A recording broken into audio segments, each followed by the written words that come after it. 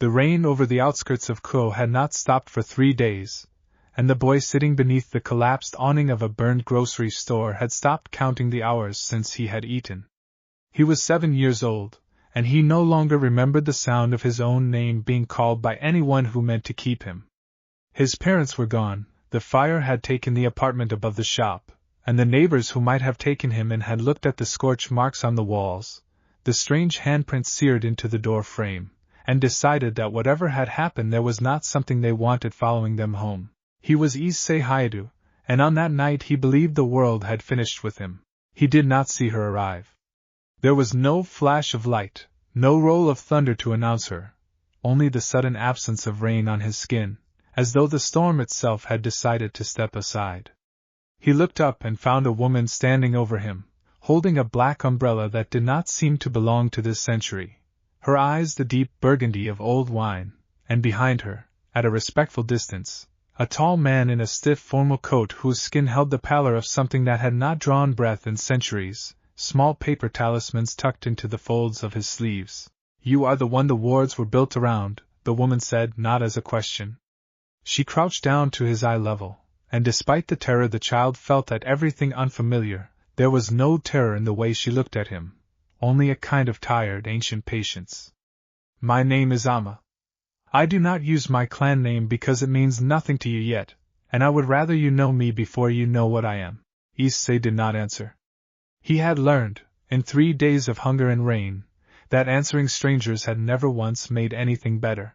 The man in the coat crouched as well, moving with an economy of motion that made no sound against the wet pavement, no rustle of cloth, no scuff of shoe. "Call me Mr. Zombie," he said, and there was the faintest, dry amusement in it, as if he had said the same thing to frightened children many times before and never tired of watching their confusion. "It is not my name. It is easier for young mouths, and it has the benefit of being true, in its way." "You are a monster," Issei said. It was the first thing he had said aloud in 3 days, and his voice cracked on it. "I am a Jianshi," the man agreed. 300 years old, give or take a decade. I stopped counting. Whether that makes me a monster is a question you may spend your whole life answering, and I will not answer it for you. Omma rose again and extended a hand that was warm despite the cold rain still falling everywhere but where she stood. "There is a power sleeping in you, child, one that called out the night your home burned and drew every ear in the underworld that knew how to listen. Some of what heard it wanted to take you apart to see what made the sound. I would rather raise you until you are strong enough that taking you apart is no longer an option anyone considers wise." "Why?" Issei asked. "Why would you want me?" "Because I have buried enough children who never had the chance to become anything," Omma said, and there was something in the way she said it that made Issei believe, for the first time in 3 days, that a stranger might be telling the truth. "Because Agares owes a debt to the dragon that sleeps in you, though it will be years before you understand what that means. And because if I leave you here, you will die of exposure before the sun rises, and I find that I am not willing to let that happen." He took her hand. That was the last night Issei Hyoudou belonged to no one. They did not take him to a palace, not at first, and not ever in the way children imagine palaces to be. Omma's home turned out to be a manor house built into the side of a mountain an hour's flight from any town a human might recognize on a map, its halls lit by lanterns that burned without oil, its gardens tended by silent devil servants who bowed to Issei with a formality he did not yet understand he had not earned. Mr. Zombie kept quarters in a separate wing, one that smelled faintly of cedar and old paper, walls lined with scrolls in a language Issei would not be able to read for another 4 years.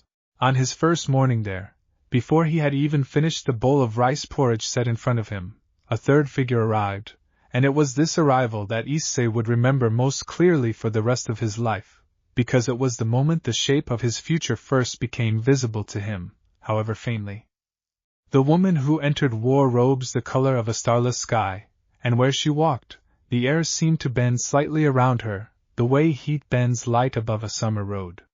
She was introduced only as Lady Agares, head of one of the 72 pillars of the underworld, and she did not sit, did not eat, only studied Issei with an expression he could not read. "The boosted gear chose him properly the night his parents died," she said to Omma, as though Issei were not sitting 3 feet away and perfectly capable of hearing every word. The old wielders felt it in their sleep. It has been dormant a long while, and it woke loud enough to reach clan halls that have not listened to a sacred gear's call in 200 years. Then he will need more than a house on a mountain, Omma said. He will need everything, Agares agreed, and for the first time she looked directly at Issei, and something in her burgundy eyes, so similar to Omma's that Issei would only later learn they were sisters in every way that mattered but blood, softened. Hello, small dragon. I am told I owe your bloodline a debt 3 centuries old. I intend to pay it by making certain nothing in this world or the ones beneath it can break you before you are ready to stand on your own. Issei, who was 7 years old and had eaten his first full meal in 3 days only an hour before, asked the only question that mattered to him in that moment. Can I stay here? Will you send me away again? Agares knelt in front of him, robes pooling on the stone floor, and for a devil of her age and standing, it was not a small gesture. You will stay until you decide to leave, and even then, this house does not stop being yours, she said. That is my word, and among devils, a word is a contract whether or not it is written down. He believed her. He would spend the next 11 years finding out that belief had been well placed. The training did not begin gently, though it began with patience, and Issei would come to understand, much later, that the two were not contradictions. Omma taught him first, because Omma insisted that a child's body had to be sound before anyone poured power into it, and so for the first 2 years Issei's days were built around breathing exercises before dawn, forms of movement that felt more like dance than combat, and long afternoons where Omma sat beside him in the garden and made him name every plant, every insect, every shift in the wind, until he understood that awareness of the world outside himself was the foundation everything else would be built on. You cannot protect what you do not notice, she told him once, when he was 9 and had complained that he wanted to learn to fight instead of learning the names of flowers. A dragon who only looks inward becomes a beast. A dragon who watches everything becomes something worth being afraid of, in the good way. Mr. Zombie's lessons came a year later, once Omma judged that Issei's body could bear the strain, and they were unlike anything Issei had imagined when he pictured what a monster might teach a child. The Jiangshi did not fight with fists or fangs. He fought with stillness, with the terrible patience of something that had 300 years to spend and no fear of spending it, and he taught Issei that the most dangerous fighter in any room was often the one who had not moved yet. Talismans are not magic, he explained, pressing a folded paper into Issei's palm during a lesson when Issei was 11. They are intent, given shape. A talisman written by a frightened hand fails more often than one written by a calm one. This is true of every weapon you will ever hold, small dragon, including the one sleeping in your left arm. Rage makes a poor teacher. Stillness makes a good one. Issei hated stillness, at 11. He wanted the roaring power he had heard whispered about in the halls, the boosted gear that Agares spoke of with such careful reverence, the thing that had supposedly called out across the underworld the night his parents died. He wanted to be strong the way children want to be strong, quickly and visibly and without the years of patience that strength actually required. It was Agares who finally let him touch that power, and she did not let him touch it until he was 12, and even then only for a single afternoon, only long enough for the crimson gauntlet to manifest along his forearm, only long enough for him to hear, for the first time, a voice that was not his own speaking inside his skull. Partner, the voice said, warm and amused and ancient all at once. It has been a long sleep. I am glad you are the one who woke me. The dragon inside the gear called himself Drake, and he laughed, that first day, at the way Issei's whole body shook from the strain of holding even a fraction of the power flowing through the gauntlet. You are not ready, Drake said, not unkindly. But you will be. I have slept through worse wielders than you, small one, and I have a feeling about this one. Stay alive long enough to prove me right. Agares made him remove the gauntlet after 20 minutes, over his protests, and when he asked her why, her answer was simple enough that it took him years to appreciate how correct it had been. Because the boosted gear will let you burn yourself to ash if you ask it to, she said. It does not know how to say no to its wielder. That is my job, and Omma's, and Mr. Zombie's, until you are old enough to say no to yourself. The years that followed built him slowly, deliberately, the way a smith folds steel rather than casting it in a single pour. Omma taught him to move through the world the way water moves through stone, patient and inevitable. Mr. Zombie taught him stillness, and control, and the particular discipline of a mind that did not panic even when the body around it was afraid.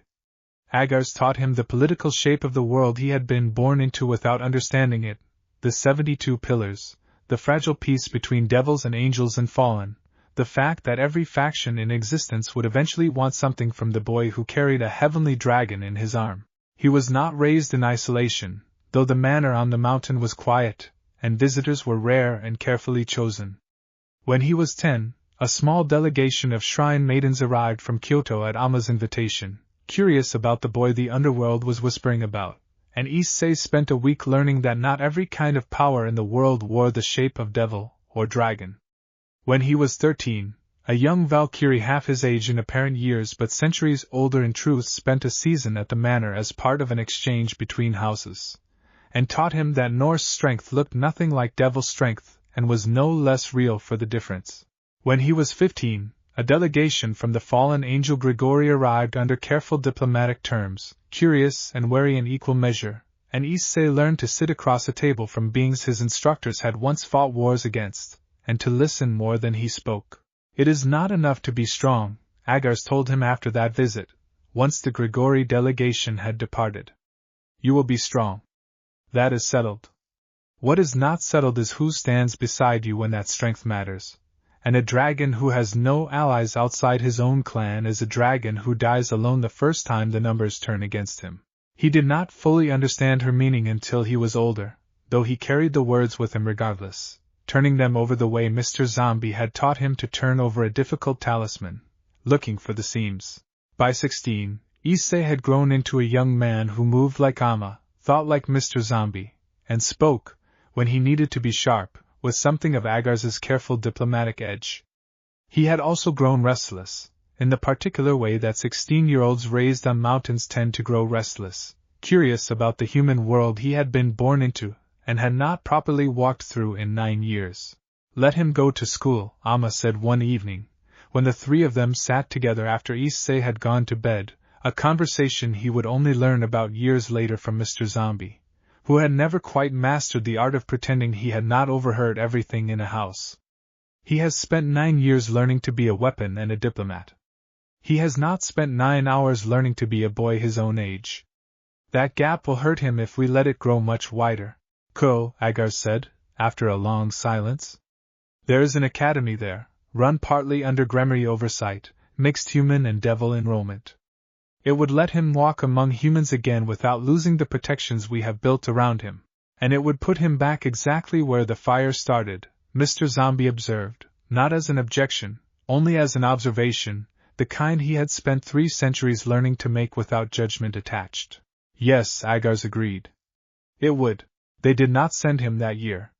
They waited, deliberately, until he was 17 and Omma judged his control absolute enough that an accidental surge of dragon power would not level a city block, until Mr. Zombie judged his stillness deep enough that provocation would not crack it, until Agares judged his understanding of underworld politics thorough enough that he would recognize a trap the moment it was set for him. When they finally told him, on the morning of his 17th birthday, that he would begin at Ko Academy that spring, Issei felt something he had not expected to feel after 10 years of careful, patient training. He felt afraid. Not of the school. Not of the students, human or devil, who would fill its halls. He was afraid, in the quiet unspoken way that Mr. Zombie had taught him to recognize even in himself, that everything he had built in the manor on the mountain, every lesson, every scar, every hour of stillness, and every hour of learning to move like water, had been building toward a version of him that the ordinary world would not recognize as a boy at all. You are still Issei, Omma told him, when he admitted this to her the night before he left. Whatever else you carry, whatever else you have learned, that name is still yours, and it will still be yours the day you die, however far off that day happens to be. Do not let anyone, faction or family or dragon, convince you otherwise. He left the mountain for Ko 3 days later, 17 years old, carrying a crimson gauntlet that supped quietly beneath his sleeve, a mind trained by a 300-year-old Jiangshi, a body honed by a devil who had buried too many children to let one more slip through her fingers, and a debt of protection sworn by one of the 72 pillars of the underworld. He did not know yet how many factions would come looking for him before the year was through. He did not know that a red-haired heiress of the Gremry clan would notice him within his first week at the academy, or that a golden-haired nun would cross his path within his first month, or that the quiet strength Omma had spent 9 years building into him would draw attention from every corner of a supernatural world that had, until now, only heard rumors of the dragon sleeping in a boy on a mountain. He knew only that he was walking into the world for the first time in a decade, and that for the first time in a decade, he was walking into it as himself. The gates of Ko Academy rose ahead of him in the pale spring light, and Issei Hyoudou, 17 years old, adopted son of a devil clan head, a Jianshi, and a woman named Omma who had chosen him out of the rain, took his first step through them. Behind him, unseen, 3 figures who had raised him watched from a rooftop across the street, none of them willing to admit aloud how much it cost them to let him walk in alone. "He will be fine," Agares said. "He will be more than fine," Mr. Zombie said. "He will be trouble for every faction that thinks it understands what it is looking at." Omma said nothing at all, only watched the boy she had carried out of the rain 11 years before disappear through the academy gates, and allowed herself, for the first time in a very long while, the small and private luxury of pride. The first weeks at Ko Academy passed in a way that felt, to Issei, almost disorienting in its ordinariness. He attended classes. He carried textbooks. He sat through lectures on mathematics and literature that had nothing to do with talismans or devil politics or the proper way to hold stillness against an opponent twice his strength, and he found, to his own quiet surprise, that he enjoyed it. There was a peace in ordinary things that the manor on the mountain, for all its warmth, had never quite offered him. It did not last, because it was never going to last, not for a boy who carried what he carried. He noticed her before she noticed him, or so he believed at first, a red-haired third year with a presence that pressed against his senses the way a held breath presses against a closed door. Rias Gremry. He recognized the surname immediately, having grown up in rooms where Gremry alliances and rivalries were discussed over dinner the way other families discussed the weather, and he recognized, too, the particular way she watched him from across the courtyard on his 4th day at the academy, the way her eyes lingered on his left arm as though she could see straight through his sleeve to the gauntlet sleeping there. She approached him on his 6th day, polite and warm and utterly unsurprised when he answered her careful, probing questions with the same careful, probing precision Agares had spent years teaching him. "You already know what I am," she said, after several minutes of a conversation that had circled the subject without naming it. "I know what several things are," Issei answered. "I have been raised to know. I would rather not assume I know what you specifically want from me before you tell me." Something flickered across her expression, surprise, he thought, or perhaps simple recalculation, the look of someone realizing the conversation in front of them was not going to follow the shape they had planned for it. "Most humans your age who learn what I am react with fear, or fascination," she said. "You reacted with neither." "I am not most humans my age," Issei said, and left it there, because Agares had taught him that the things you did not say were often more powerful than the things you did. It would be weeks before Rias Gremry learned the full shape of what stood in front of her, weeks before word reached her brother's circle that the Issei Hyoudou everyone believed had vanished after a tragic house fire 11 years prior had, in fact, been raised in careful secrecy by Agares of the 72 pillars, and weeks before the wider underworld began to understand that the dragon it had assumed dormant, or dead, had spent a decade becoming something far more dangerous than a wielder, alone with untrained power. But that recognition, and everything that came after it, belonged to the acts still ahead. For now, on a quiet spring evening at the end of his first month at Ko Academy, Issei Hyoudou climbed to the roof of the school after classes had ended, the way he had once climbed the ridgeline above the manor to watch the sun set over Omma's mountain, and he let the crimson light of the boosted gear flicker briefly along his forearm, alone, unwitnessed, a private conversation between a boy and the dragon who had chosen him. "They are watching already," Drake said, his voice carrying the particular warmth it always held when he was pleased rather than concerned. "Every faction that has ever heard your name is watching now, partner. Devils. Angels. Fallen. Old gods who have not stirred in 1,000 years are going to feel this. You spent 11 years becoming ready for it. Am I ready? Issei asked, quietly, to the empty rooftop and the dragon inside his arm. Drake's laughter rolled through him like distant thunder, familiar now after 5 years of quiet conversation, and beneath the amusement there was something steadier, something that sounded, to Issei's ear, almost like pride. No one is ever entirely ready, small dragon, Drake said. But you are readier than most who have carried me across 2,000 years. Let them come. Let all of them come. We will see what this world makes of a dragon raised by devils and the dead. Below him, the lights of Ko Academy glittered against the coming dark, and somewhere beyond the school gates, in halls and towers and heavens, Issei had only begun to glimpse the edges of. The first ripples of his return were already spreading outward, unseen and unstoppable, toward every Pantheon and every faction that would, before this story was finished, come to know his name. The morning after his conversation with Drake on the rooftop, Issei woke to find a paper crane sitting on his windowsill, folded from the same pale talisman paper Mr. Zombie had taught him to work with as a boy. He recognized the fold before he even unfolded it, a particular pattern of creases that meant the message inside was meant for his eyes only, keyed to his own spiritual signature so that no one else could read it even if they intercepted it. The manor is quiet without you, the note read, in Mr. Zombie's precise, unhurried handwriting. Omma has taken to walking the garden twice as long as before, though she will deny this if you ask her. Agares has already fielded 3 inquiries from other clans asking after your enrollment, which means the underworld knows your name again. Remember what stillness taught you. The first move rarely belongs to the wisest player in the room. Let others move first, and watch what their movement reveals. Issei folded the crane back into its original shape and tucked it into his desk drawer, where it joined 2 others that had arrived in the weeks since he had left the mountain, small anchors to a home he had not stopped missing even as he built a new life around it. He needed the reminder sooner than he expected. By his 2nd month at Ko, it had become clear to Issei that Rias Gremory was not the only figure taking an interest in him. He felt it first in small things, a prickle of attention during his walk home that vanished the moment he turned to face it, a fallen angel's presence brushing briefly against the edge of his senses near the train station one evening before withdrawing entirely, the particular way certain teachers who were not entirely human watched him a beat too long during roll call.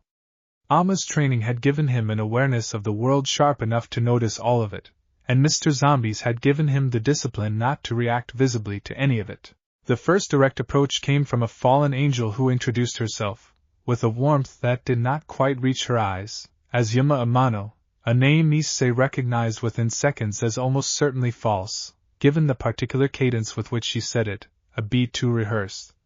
The kind of hesitation Mr. Zombie had once spent an entire month teaching him to listen for in the voices of people who were lying without knowing they were being watched for it.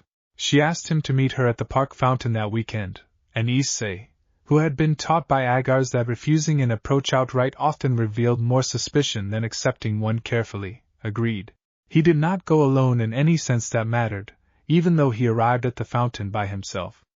Beneath his shirt, sewn into the lining by Mr. Zombie's own hand before he left the manor, sat 3 protective talismans keyed specifically to ambush and betrayal, the kind of gift a father might give a son heading somewhere dangerous, though either of them had ever used that word for what they were to each other. Yuma Amano's smile, when he arrived, was lovely and practiced, and, to Issei's trained eye, entirely hollow. You seem nervous, she said, once they had settled onto a bench near the fountain, the late afternoon light gilding the water. I am cautious, Issei corrected gently. There is a difference, though I understand why they might look similar from the outside. They spoke for nearly an hour, and Issei let her lead the conversation exactly as far as she wished to lead it, offering just enough warmth to keep her comfortable, just enough caution to keep himself protected, watching the small tells Mr. Zombie had trained him to watch for, the way her wings, invisible to human eyes but not to his, flexed faintly with impatience whenever the conversation drifted away from questions about his life, his family, the shape of the power she clearly suspected slept inside him. When she finally asked, with careful casualness, whether he had ever felt something strange living inside his own body, Issei allowed himself, for the first time in the conversation, something close to a real smile. I have felt many strange things in my life, he said. I have been raised in strange company.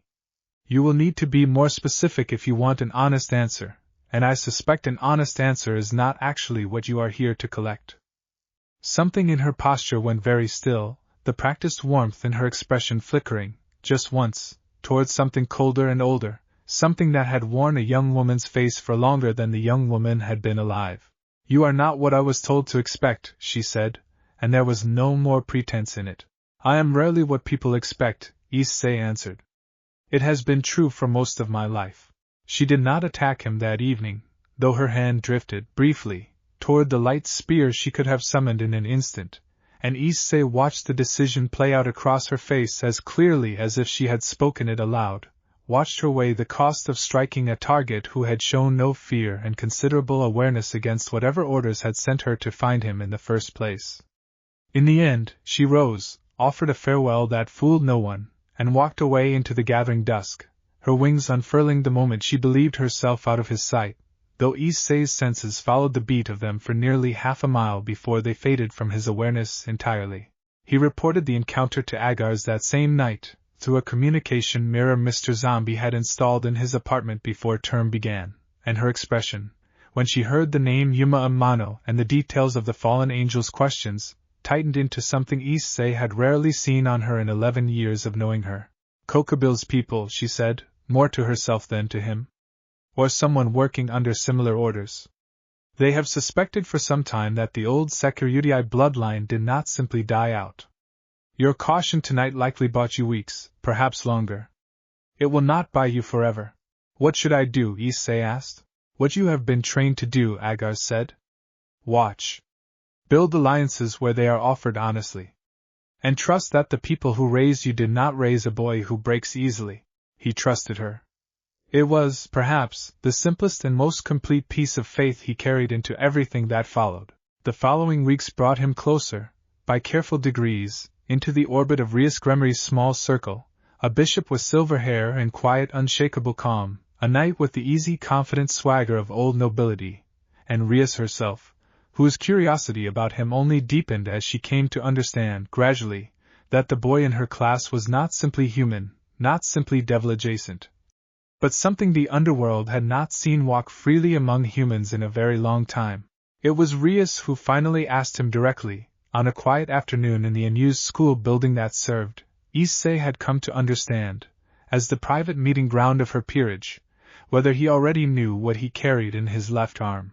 I have known since I was 12, Issei said simply, and watched the careful composure of her expression crack, just slightly, with genuine surprise. 12, she repeated. Who taught you to control it? A wielder untrained at that age should have been consumed by the power years ago. I was not untrained, Issei said. I have been raised, since I was 7 years old, by people who understood exactly what I carried and exactly what it would take to keep me from being consumed by it. His voice, when he continued, held none of the boastfulness such a statement might have carried from someone less carefully raised, only a plain, unhurried honesty that Omma had spent years teaching him was worth more than any performance of strength. My family is not what people assume when they hear the word family, Miss Gremery. But it is real, and it is the reason I am sitting across from you now instead of lying dead in the ashes of a house fire 11 years ago. Rias studied him for a long moment, red hair catching the afternoon light through the classroom windows, and when she finally spoke, there was something in her voice that Issei would come to recognize over the following weeks, as the particular respect she reserved for very few people. Then I owe your family a debt of curiosity, at the very least, she said. I would like to meet them, someday, if that is something you would allow. Someday, Issei agreed. When the time is right. He did not tell her, that afternoon, the full names of the people who had raised him, nor the particular weight those names carried in the deeper halls of the underworld. Agares had taught him that information given too freely, even to allies, could become a liability in hands that had not yet earned the full trust required to hold it carefully. But he left the meeting with something he had not expected to find so quickly at Ko Academy, the early shape of a genuine alliance, offered without demand and accepted without pretense, the first thread in what he would come to understand, over the following months and years, was the beginning of a much larger tapestry. Word of the boy who had reappeared at Ko Academy did not stay contained to the fallen angel faction for long. Within 2 months, Agares received formal inquiries, careful and diplomatically worded, from 3 separate devil clans wishing to confirm rumors that the Issei Hyoudou bloodline, long assumed extinguished, had in fact survived under her protection. Within 3, a delegation from the Shrine Maidens of Kyoto, the same order that had sent representatives to the manor when Issei was 10, requested formal permission to renew contact, citing an old debt between their order and Omma's line that had gone unpaid for over a decade. "He grows quickly into his welcome," Mr. Zombie observed dryly, during one of the increasingly frequent evening conversations the 3 of them held through the communication mirror, watching the list of inquiries Agares had begun keeping in a leather ledger on her desk. "He grows into exactly what we built him to grow into," Omma said, though there was no pride in her voice that evening, only a careful, watchful concern. "Which means every faction that once feared the dragon in that gauntlet is now recalculating whether fear or alliance serves them better. We should prepare him for both answers." It was Agares who traveled to Ko personally, at the end of Issei's 3rd month at the academy, arriving at his apartment unannounced on a quiet Sunday evening with a small retinue of devil attendants who waited politely outside while she stepped through his door, robes as dark and starless as they had been the first day he met her 11 years before. "You look well," she said, settling into the chair across from him with the same unhurried grace she brought to every room she entered. "Ko agrees with you." "It agrees with me more than I expected," Issei admitted. "Though it has also made clear how many people have been waiting for me to reappear." "That is precisely why I have come," Agares said. "There are things you should hear from me directly rather than through a folded talisman, or a mirror's reflection. The Pantheons are beginning to stir, Issei. Not with hostility, not yet, but with attention, and attention from old gods is a different weight to carry than attention from a single fallen angel at a park fountain." She told him, over the following hour, of the messages that had begun arriving at her estate in the weeks since word of his enrollment spread, careful inquiries from a Shinto shrine wishing to know whether the dragon who had once been spoken of in old agreements between her clan and theirs still lived. A brief and characteristically blunt message from an emissary of the Norse Pantheon curious whether the boy trained under a devil's roof might be open to an audience with Odin's court, even a single cryptic note, delivered by a raven that had appeared and vanished without any visible sender, which Agares suspected, though could not confirm, had come from somewhere within the Greek Pantheon's older and more reclusive circles. "They are not demanding anything of you yet," she said. "They are watching, the way careful players watch a board before the first piece moves. What you do in these next months, who you choose to trust, who you choose to keep at a respectful distance, will shape how each of them eventually approaches you. I did not raise you to be feared, Issei. I raised you to be respected. There is a difference, and it is a difference you will need to hold on to carefully in the years ahead." Issei considered her words in silence for a long moment, turning them over the way Mr. Zombie had taught him to turn over every piece of information before responding to it. "And if some of them come as more than emissaries," he finally asked. "If some of them come wanting an alliance built on more than politics, something that might, in a less composed devil, have been amusement flickered across Agares' expression, then you will decide, carefully and on your own terms, what kind of alliances you are willing to build," she said.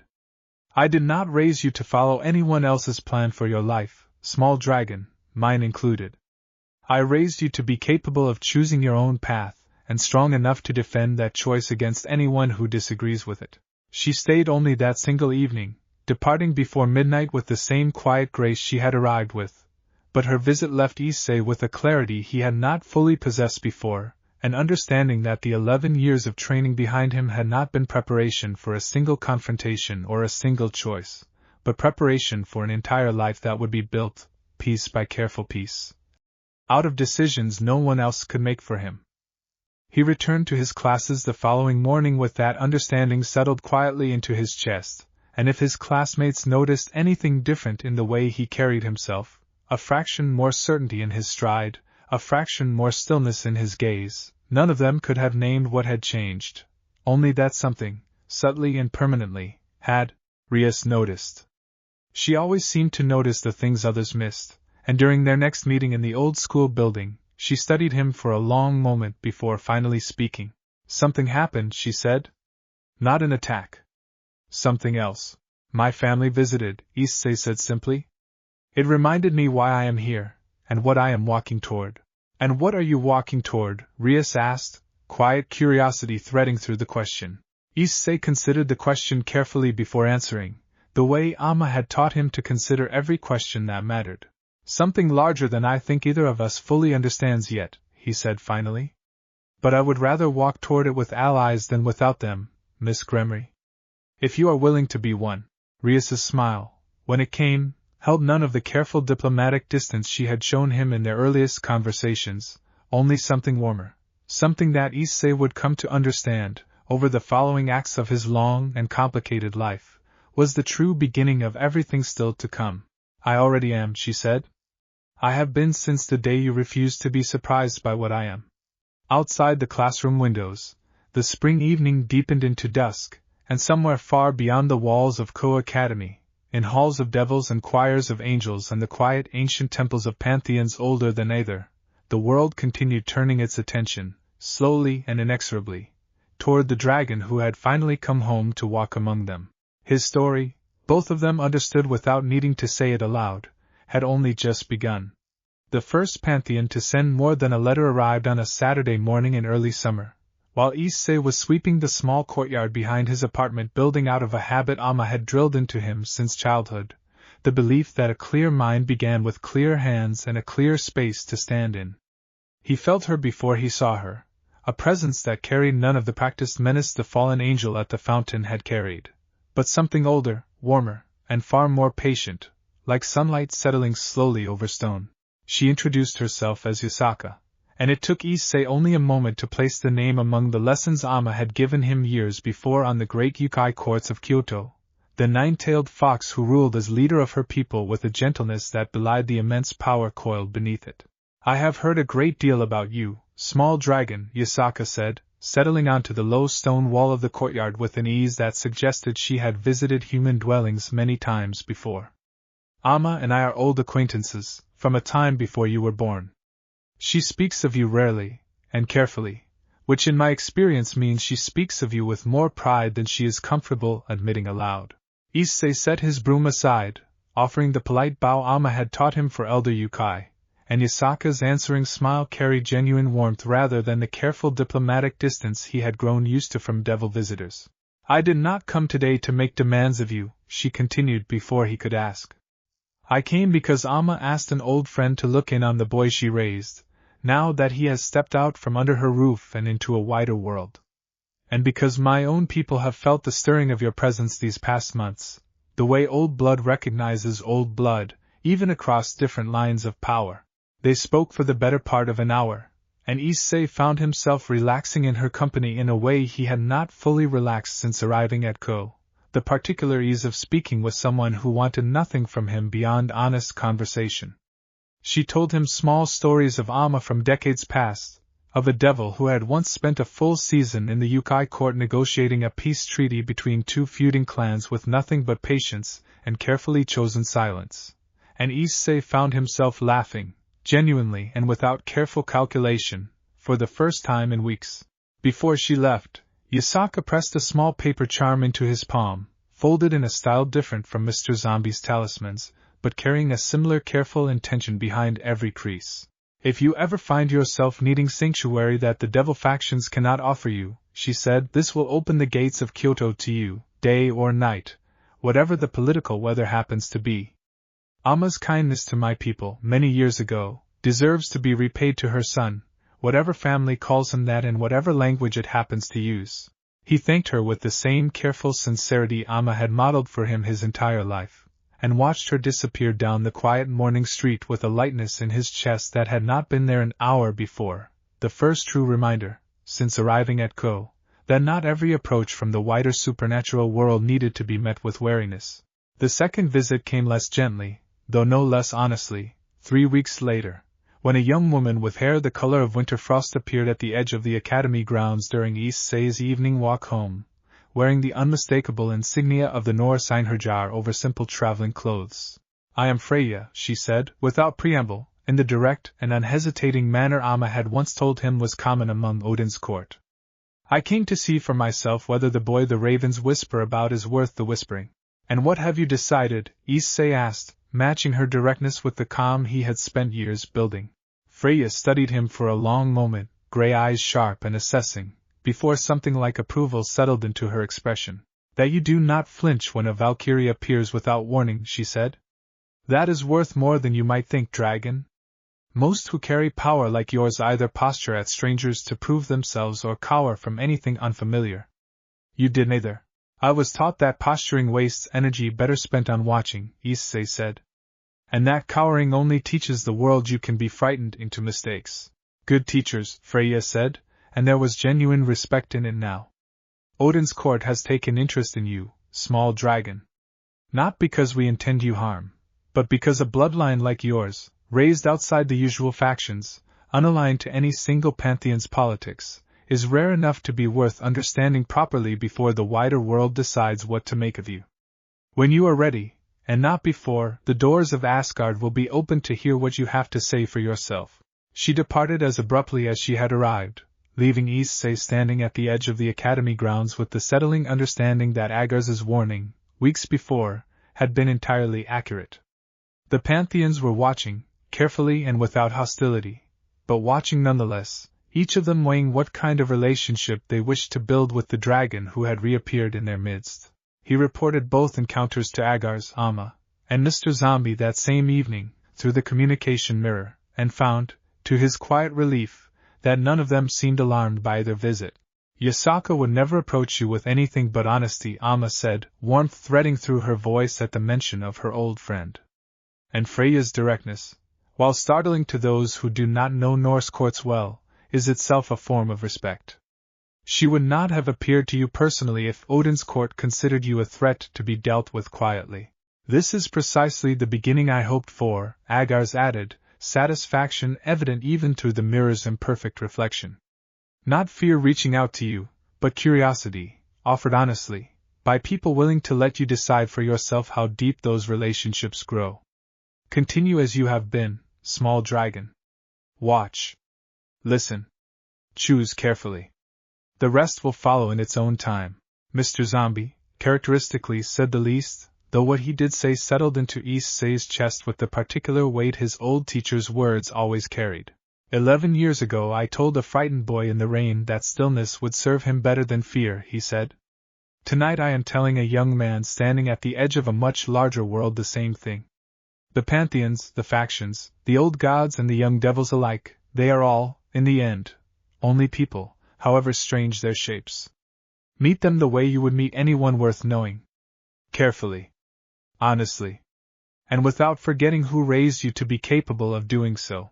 Issei carried those words with him through the remainder of that summer, through further careful conversations with Rias's growing circle, through 2 more quiet, curious visits from emissaries whose names he would come to know well in the years ahead, through the slow, deliberate building of a life that belonged, in every way that mattered, entirely to himself.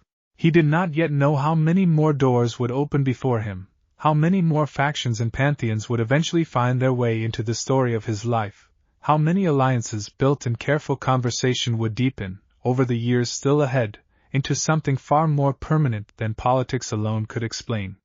He knew only that the boy who had been carried out of the rain at 7 years old by a devil, a giantsher, and a woman who refused to let one more child slip away, had grown, through 11 years of patient and deliberate care, into someone capable of meeting whatever the wider world chose to bring to his door. The summer deepened around Ko Academy, warm and unhurried, and Issei Hyoudou walked through it with the quiet, settled confidence of someone who understood, at last, exactly who he was and exactly what he had been raised to become. Whatever came next, he would meet it standing on his own 2 feet, and he would not meet it alone. Autumn arrived at Ko Academy with a crispness that reminded Issei, in quiet unguarded moments, of the mountain air above Amma's manor, and with it came a rhythm to his life that felt, for the first time since leaving home, genuinely settled. Mornings belonged to classes and to Rias's small circle, whose trust in him had deepened steadily through the summer into something that felt less like careful alliance, and more like the beginnings of a family he had not expected to find twice in one lifetime. Evenings belonged to training, quiet and disciplined, conducted alone on the academy roof or in the small clearing behind his apartment, where he practiced the forms Omma had taught him and listened, in the stillness between movements, to Drake's steady, encouraging voice. "You have grown considerably since that first afternoon I woke inside you," the dragon observed one such evening, as Issei ran through a sequence of breathing exercises beneath the sky just beginning to darken toward true night. "5 years ago you could not hold the gauntlet's full weight for 20 minutes without your knees buckling. Tonight you have held a partial balance breaker for the better part of an hour, and your breathing has not changed at all." "Omma would say the credit belongs to patience, not talent," Issei said, lowering his arm as the crimson light of the gauntlet faded back into dormancy. "Omma would be right," Drake agreed, warmth coloring the ancient rumble of his voice. "Though I have carried enough wielders across 2,000 years to know that patience alone does not explain everything. There is something in you, partner, some particular stubbornness that refuses to let power go to waste or go to your head in equal measure. It is rarer than you might think." The autumn brought other changes as well, subtler ones, woven into the fabric of his days rather than announced by dramatic visitors. Word continued to spread, carefully and through careful channels, of the dragon who had reappeared at Ko Academy, and with that spreading word came a slow, steady trickle of further contact, an exchange of formal letters with a representative of the Egyptian Pantheon curious about old debts between Agares' clan and the House of Anubis. A brief and unexpectedly friendly correspondence with a young Valkyrie he had trained alongside years before at the manor, now stationed at a Norse outpost. Not far from Ko, a careful and respectful inquiry from a Buddhist temple in the mountains north of the city, whose head priest remembered, with evident fondness, a young Jiansher who had once spent a winter there in quiet meditation centuries before Issei was born. Each contact, Issei handled the way he had been trained to handle every unfamiliar approach, with careful attention, honest engagement, and the patient willingness to let relationships grow at whatever pace they needed to grow rather than forcing them toward conclusions he had not yet earned the right to reach. Agares, when he reported each new development, offered the same steady guidance she always had, careful without being fearful, encouraging without being reckless, the guidance of someone who understood that the boy she had raised needed room to build his own world even as she remained close enough to catch him if that world ever threatened to overwhelm him. By the time the first frost settled over Ko in early winter, Issei Hyoudou had become, in the quiet, careful language of the supernatural world's older powers, a known and respected presence, not yet fully understood, not yet fully aligned with any single faction beyond the careful friendship growing between himself and Rias Gremry's circle, but respected nonetheless, watched with curiosity rather than fear, courted with patience rather than demand. He returned to the manor on the mountain that winter for the first time since leaving, and the reunion, when it came, undid something in his chest he had not fully realized he had been holding tight since spring. Omma embraced him at the gate without a word, her composure, so carefully maintained in every other circumstance Issei had witnessed, cracking gently at the sight of him, taller now, steadier, carrying himself with a quiet confidence that had not been there when he left. Mr. Zombie's greeting was characteristically understated, a simple nod and a small folded talisman pressed into Issei's palm, though the pride in his ancient eyes needed no words to be understood. Agares welcomed him with the same careful dignity she brought to every occasion, though she held his shoulders a moment longer than diplomatic formality required, studying his face as though committing every change to memory. "You have grown into exactly what I hoped you would," she said finally. "Not simply strong. Steady. The world will ask a great deal of you in the years ahead, small dragon, more than even I can fully anticipate. But I do not fear for you the way I once did. You have become someone capable of meeting whatever comes."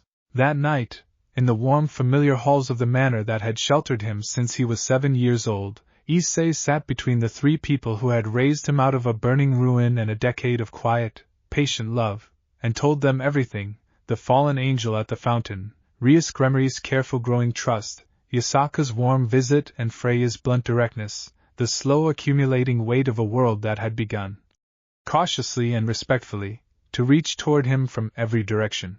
They listened, each in their own way, Omma with quiet attentive warmth, Mr. Zombie with the stillness that had taught Issei everything he knew about patience, Agares with the careful political mind that had shaped him into someone capable of navigating the underworld's complicated currents.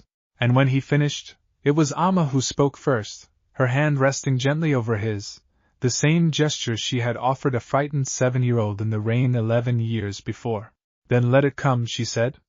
Whatever the Pantheons decide, whatever the factions eventually ask of you, whatever this life still has waiting for you beyond these walls.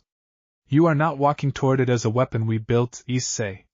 You are walking toward it as our son, raised with everything we had to give, and there is no version of what comes next that we will not stand behind you for.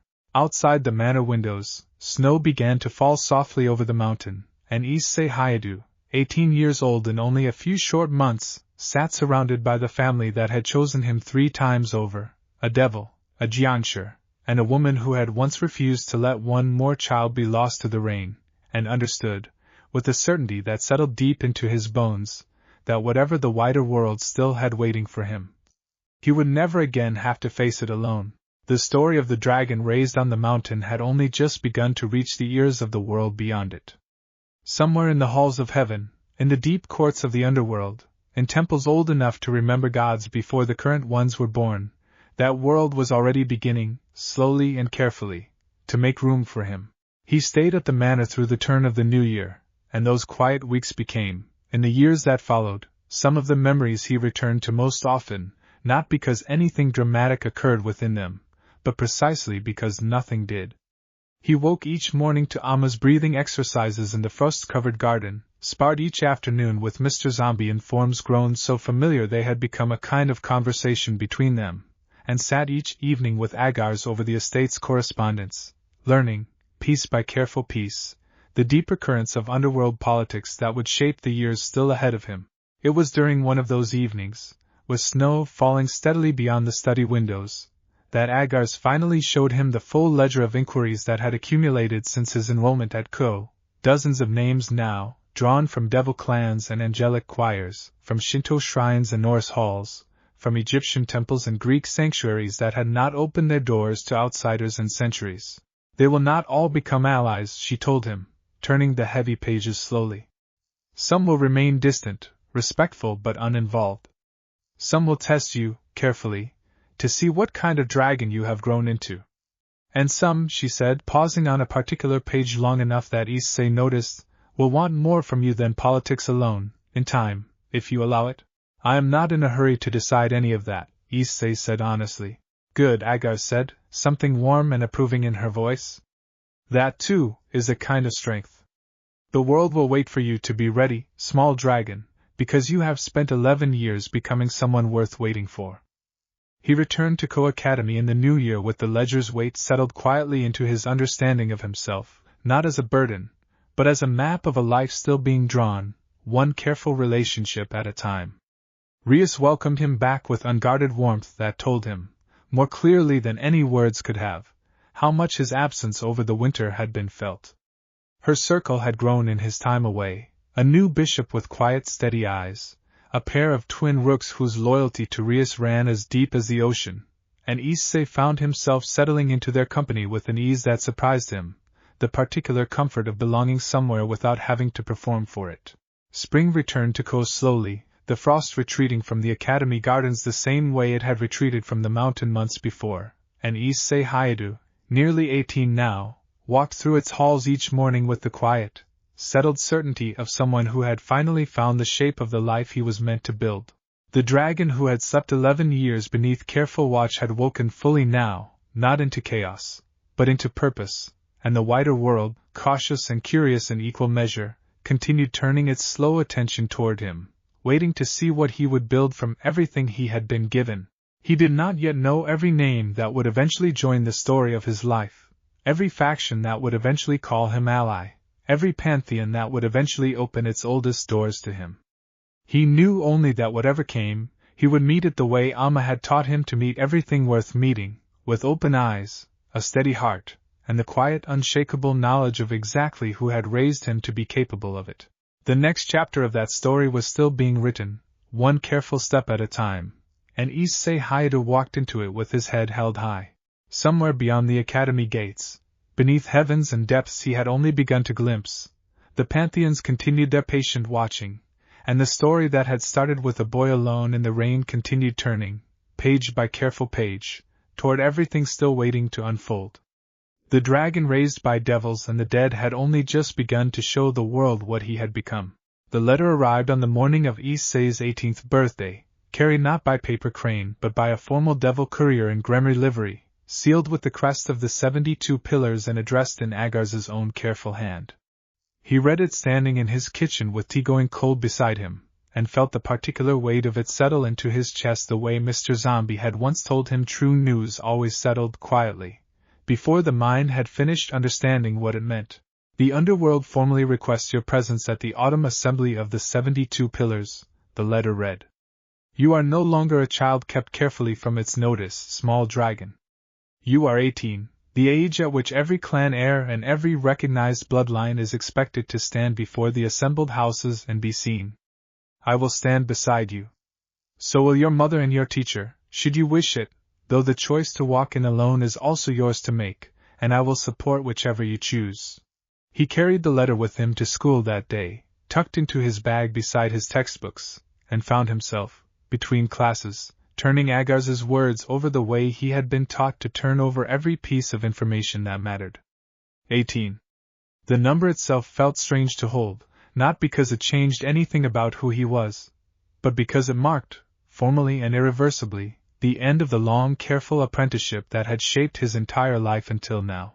Rias noticed the letter before he said a word about it, her eyes catching the gremry seal peeking from his bag during their lunch period in the old school building. That is my family's crest, she said, surprise coloring her voice.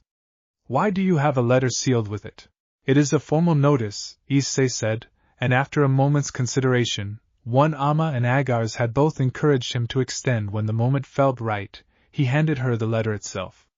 I am invited to the autumn assembly of the 72 pillars. As, apparently, is expected of anyone the underworld now recognizes as a grown bloodline in its own right. Rias read the letter twice, her expression shifting from surprise to something more thoughtful, and when she finally looked up at him, there was a warmth in her eyes that Issei had come to associate, over the past year, with genuine friendship rather than careful diplomacy. My brother will be there, she said. Sirzex rarely misses an assembly, and given how much attention your name has drawn since you enrolled here, I imagine half the assembled houses will be watching you as closely as they watch him. That is not a comforting thought, Issei admitted. No, Rias agreed, smiling despite the honesty of it. But you will not be walking in as a stranger, Issei. You have allies now. My peerage. My family's respect, whatever else comes of it. Whatever the assembly decides to make of you, you do not have to face it as the boy who disappeared after a house fire 18 years ago. You get to walk in as exactly who you have become. Her words stayed with him through the following weeks, through evenings spent with Agares reviewing the careful etiquette of underworld assemblies, through afternoons with Mr. Zombie sharpening the stillness he would need to hold in a room full of watchful, ancient eyes, through mornings with Omma, who insisted, gently but firmly, that no amount of political preparation mattered if he forgot to simply be himself in front of people who would, in the end, respect honesty far more than performance. They will try to categorize you the moment you walk through those doors, Omma told him, the week before the assembly, as they stood together in the manor's garden for what had become, over the years, their quiet ritual of preparation before anything difficult. Ally. Threat. Asset. Curiosity. Every house will have already decided, before you speak a single word, which category they believe you belong in. Your task is not to fight that instinct. It is simply to be steady enough, and honest enough, that whatever category they choose, they cannot ignore you once they have chosen it. The autumn assembly took place in a vast hall carved from black stone deep beneath the surface of the underworld, lit by floating lanterns that cast a soft, golden light over rows of ancient devil houses gathered in careful hierarchy. Issei arrived flanked by Agares on one side and Omma on the other, Mr. Zombie a silent, watchful step behind them, and felt, the moment the great doors opened, the full weight of dozens of ancient, curious gazes settling onto him at once. He did not flinch. 11 years of careful training had prepared him for exactly this moment, and he walked the length of the hall with the same unhurried steadiness Amma had taught him as a boy, learning to move like water through stone, meeting each curious gaze in turn rather than avoiding it, offering the small, formal bow Agares had drilled into him for exactly this occasion. Sirzex Lucifer himself rose to greet him personally when he reached the front of the hall, crimson hair catching the lantern light in a way that reminded Issei, briefly and warmly, of his sister, and his greeting, when it came, carried none of the careful political distance Issei had braced himself to receive. The Issei Hyoudou bloodline returned to us at last, Sirzex said, and his smile held genuine warmth rather than diplomatic performance. My sister speaks of you often, and always with respect. I understand now why. Welcome, formally, to a world that has waited a long time to properly meet you. Thank you, Lord Lucifer, Issei answered, the formal address settling easily into place after months of Agares' careful coaching. I hope to earn the welcome, not simply receive it. Something like approval flickered across Sirzex's expression at that, and the murmur that rippled through the assembled hall in response told Issei, more clearly than any words could have, that his answer had landed exactly as Agares had hoped it would. The evening that followed brought him face to face with figures whose names he had only known from Agares' careful lessons over the years. Seraphal Leviathan, whose bright, energetic warmth caught him entirely off guard after the formal weight of the hall, Ajuka Beelzebub, whose careful, curious questions about the mechanics of his training revealed a scholar's mind beneath the political title, and, near the end of the evening, a quiet, golden-haired figure who introduced herself simply as an emissary of the Seraphic Council, sent to observe rather than to speak, though her eyes, when they met his across the hall, held a warmth that Issei would not fully understand the significance of until many months later. The gathering wore on late into the underworld's long artificial night, and by the time Issei finally returned to the manor with Amma, Agares, and Mr. Zombie, exhaustion had settled into his bones in a way that felt, strangely, more satisfying than draining, the particular tiredness of having met a difficult moment and found himself equal to it. You did well, small dragon, Agares told him, as they settled into the manor's familiar warmth. Better than well. You gave them exactly what I hoped you would, someone impossible to categorize easily, and therefore someone every house in that hall will now be curious enough to watch carefully rather than dismiss. Is that a good thing? Issei asked, only half joking. It is the only thing that keeps a young dragon interesting enough to survive his own fame, Mr. Zombie said dryly, and Amma's answering laughter, warm and unguarded, was the last thing Issei remembered clearly before sleep finally claimed him that night. Winter gave way to a new spring term at Ko Academy, and with it came a name that would come to matter a great deal to Issei before the season was through, though he did not know it the first time he saw her. A small blonde girl in a nun's habit standing lost and uncertain at a crossing near the train station, a suitcase clutched in both hands and an expression of quiet, overwhelmed loneliness that Issei recognized immediately. Because he had once worn that same expression himself, 11 years before, in the rain. He did not approach her that first day, respecting the careful boundaries Mr. Zombie had taught him about strangers who had not asked for help, but he noticed her again the following week, sitting alone in the small park near his apartment, feeding breadcrumbs to a stray cat with the gentle, unhurried patience of someone who had few other companions to spend her patience on. Her name, he learned over several careful conversations that followed, was Asia Argento, a former Vatican sister sent away from the church for a crime she had never truly committed, the simple, unforgivable sin of healing a wounded devil out of nothing more complicated than compassion. She had been taken in, she explained with a wariness that broke something quiet in Issei's chest, by a fallen angel faction that promised her purpose and belonging, though the careful, guarded way she spoke of her new companions told Issei, whose training had made him unusually skilled at reading the things people did not say, that something about her situation was not what it appeared to be on the surface. He reported his concerns to Rias that same week, and her expression, when he described the healing sacred gear Asia carried and the fallen angel faction now sheltering her, tightened into something Issei had rarely seen from her. Twilight healing, in the hands of someone the fallen angels have already isolated from every other support she once had, Rias said grimly. That is not protection, Issei. That is preparation. They intend to use her for something, and once they have taken what they need, I do not believe they intend to let her simply walk away. The confirmation came faster than either of them expected, and in the worst possible way. Issei found Asia 3 days later in the same park, her expression hollow in a way that told him, before she said a single word, that something had already gone deeply wrong. She would not tell him what, not at first, only that she needed to return to her new companions before dark, that they had asked her to come alone to an abandoned church on the edge of town that evening, and that she was frightened in a way she could not fully explain even to herself. I am not asking permission to worry about you, Issei told her gently, when her explanation trailed into uncertain silence. I am telling you that I intend to worry regardless, and that you do not have to walk into whatever is waiting at that church without someone who cares whether you walk back out of it. He arrived at the abandoned church that evening well before Asia did, moving through the shadowed grounds with the particular stillness Mr. Zombie had spent a decade teaching him, and found, waiting inside beneath the church's broken stained glass windows, the fallen angel who had once introduced herself as Yuma Amano, her true wings unfurled now, dark and unmistakable in the candlelit gloom.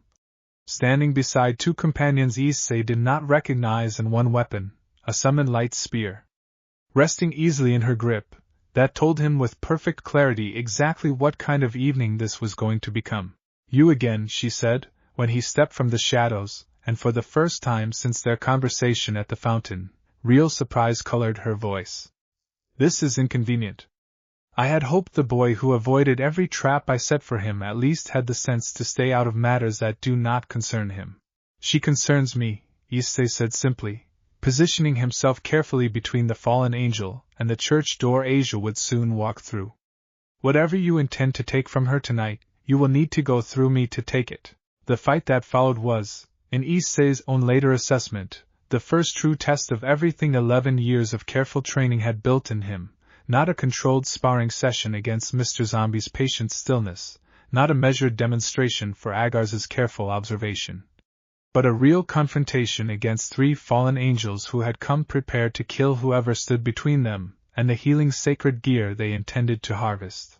He did not activate the boosted gear immediately, holding to the discipline Omma had drilled into him since childhood, meeting the first light spear with a defensive form so smooth and economical that Yuma's companions exchanged a startled glance at the sight of it, testing the shape of the fight before committing fully to it, the way Mr. Zombie had taught him every serious confrontation should begin.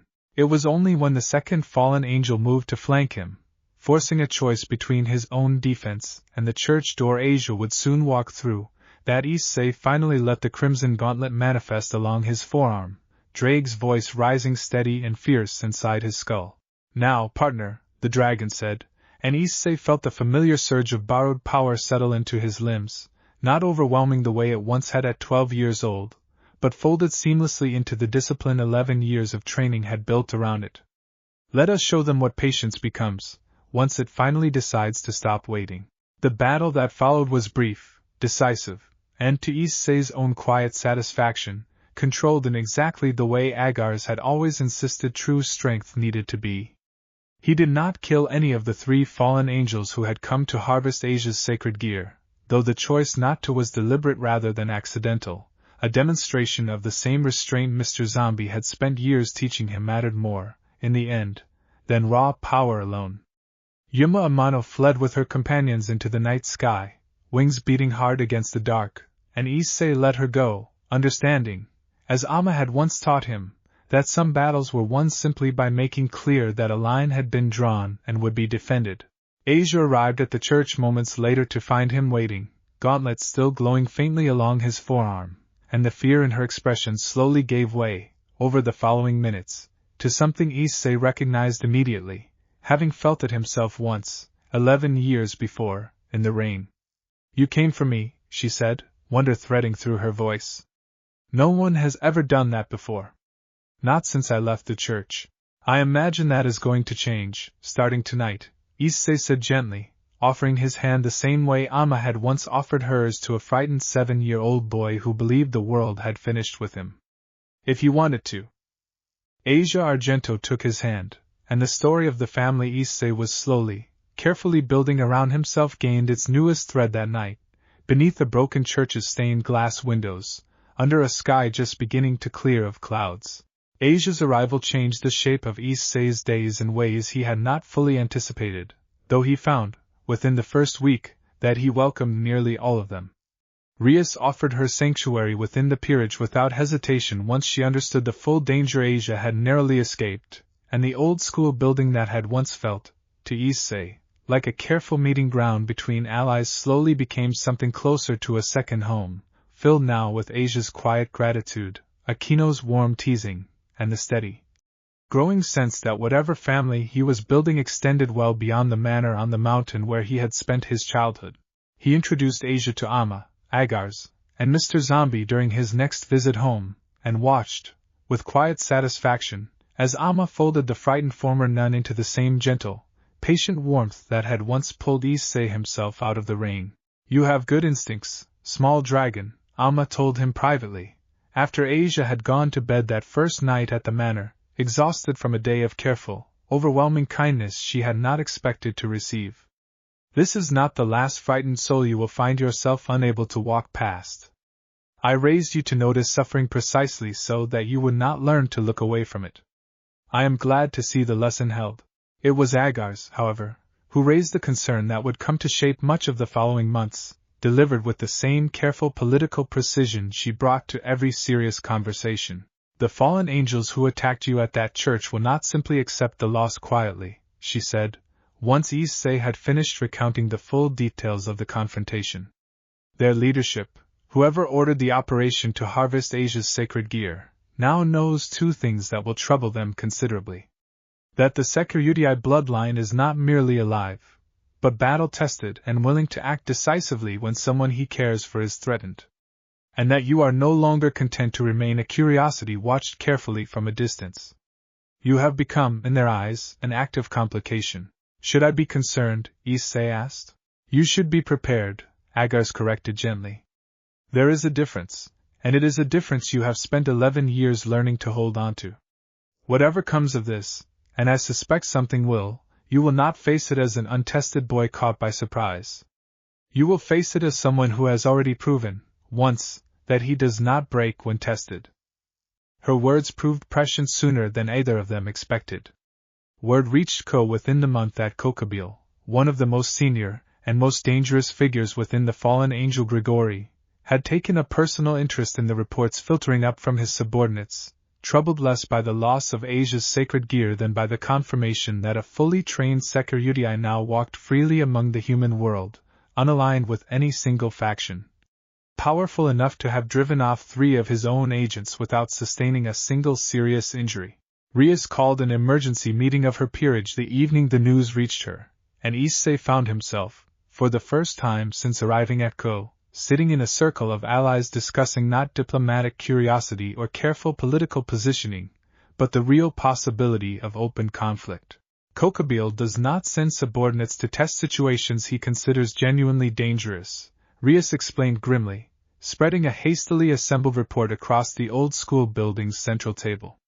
"If he has taken personal interest in you, Issei, it means he no longer considers this a matter to be handled quietly through intermediaries.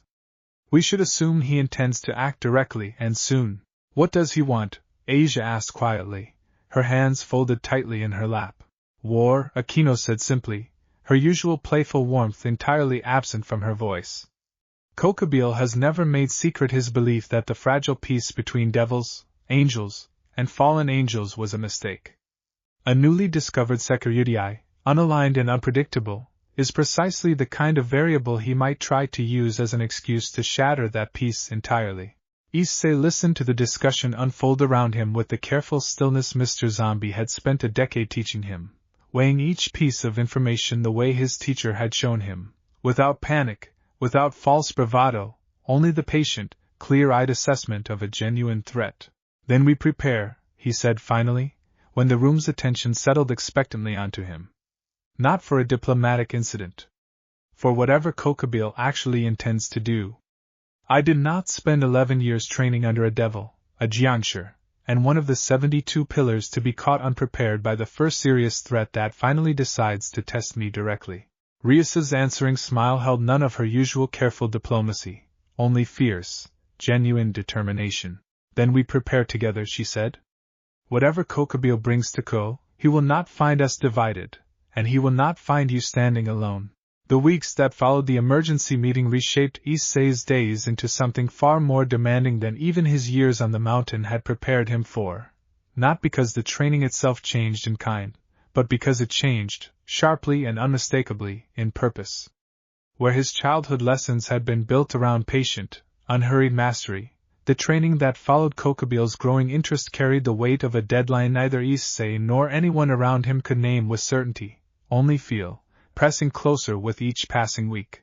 Ria summoned additional support from her own family's resources, and it was through this careful mobilization that Issei first met Sona Citri, heir to one of the underworld's most respected houses and Rias's closest friends since childhood, whose sharp, analytical mind proved, over the following weeks, an invaluable asset to the careful strategic planning Rias's peerage undertook in preparation for whatever Kokubio intended. You are more disciplined than the rumors suggested, Sona observed during one such planning session, watching Issei run through a defensive sequence in the Academy's training yard with the same careful precision Omma had drilled into him since childhood. Most wielders of ancient sacred gears rely on raw power to compensate for gaps in technique. You appear to have very few gaps to compensate for. I had good teachers, Issei said simply, and Sona's small, considering nod told him the compliment, understated as it was, had been received exactly as intended. Agares, informed of the growing threat through careful channels that reached even the underworld's most guarded political circles, arrived at Ko personally during the second week of preparation, bringing with her not simply advice but material support, a set of protective wards keyed specifically to fallen angel light magic, crafted by Mr. Zombie's own careful hand and calibrated, with Omma's quiet input, to shield the Academy's human students from whatever conflict might eventually reach its grounds. This is larger than a single confrontation, Agares told Issei privately, as they walked together through the Academy's quiet evening gardens. If Kokubio moves against you here, he moves against Gremry territory directly, which means he is either supremely confident in his own strength, or he intends this as the opening move of something considerably larger than a personal grudge against one dragon. Either possibility should concern you. Neither should paralyze you.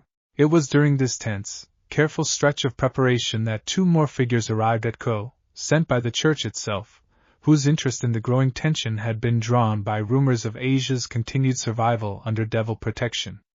Zenobia Quarta and Irina Hyoudou arrived not as enemies, though the tension of their first meeting with Rias's peerage carried real edges, but as exorcists sent to investigate whether the sacred artifacts recently stolen from the church, artifacts Kokubio himself was rumored to be gathering, had found their way into devil hands. Issei's first conversation with Zenobia carried none of the careful diplomatic warmth he had extended to Yasaka or Freya months before, her wariness sharp and unconcealed, her hand resting, throughout their entire exchange, near the holy sword sheathed at her hip. You are the Sekyudai the reports mentioned, she said, studying him with the same flat, assessing attention Mr. Zombie had once taught Issei to recognize as genuine threat evaluation rather than idle curiosity. I was told to expect a dangerous variable. I was not told to expect someone who moves like he has spent his entire life being trained specifically to face people like me. I have been trained to face a great many things, Issei answered evenly. I would prefer we did not have to find out, today, whether you are one of them. The wariness between them did not dissolve immediately, though it softened, gradually, over the following days, as Zenobia and Irina came to understand through careful observation rather than diplomatic assurance, that Issei's loyalty to Asia and to Rias's peerage carried none of the predatory devil ambition the church had warned them to expect. It was Irina, warmer and more openly curious than her more guarded companion, who first extended something like genuine friendship, drawn as much by Issei's evident care for Asia as by her own natural warmth. You fight to protect people, she observed one afternoon, watching him spar carefully with Kiba in the Academy's training yard. That is not what the church trained us to expect from devils, or from sacred gear wielders raised outside its own careful oversight. I was not raised by the church, Issei said. But I was raised to protect people regardless. Perhaps that matters more, in the end, than which halls a person happened to grow up walking through. Something in Irina's expression, when she considered that answer, softened into genuine respect, and Issei understood, watching it happen, that Agares' old lesson about allies built through honest conversation rather than demanded loyalty had proven itself true once again. Kokabile struck on a moonless night 3 weeks later, and he struck without warning, exactly as Agares had predicted he would, choosing the hour when the Academy's human students had long since gone home and only Rias's peerage, along with Issei, Asia, Zenobia, and Irina, remained within the grounds finishing a final round of preparation neither group had quite realized would be needed so soon.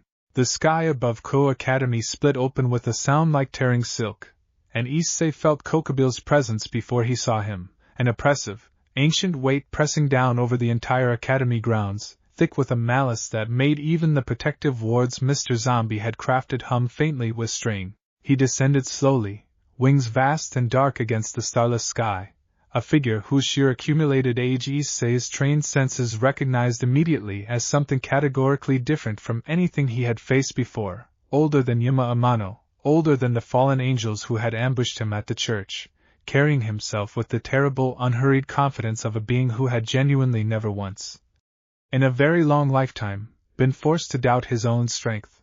"So this is the dragon everyone has been whispering about," Kokabile said, his voice carrying easily across the courtyard despite its quiet, almost conversational tone. "I confess I expected something more impressive, given how much trouble you have apparently caused my subordinates." "I did not come here to impress you," Issei answered, stepping forward to place himself between Kokabile and the rest of Rias's assembled peerage, the crimson gauntlet already manifesting along his forearm. "I came here because you decided, for reasons that are entirely your own, that this academy was worth threatening. I would like you to reconsider that decision." Kokabile's laughter rolled across the courtyard, low and genuinely amused, the laughter of someone who had not expected defiance and found himself, despite everything, entertained by it rather than angered.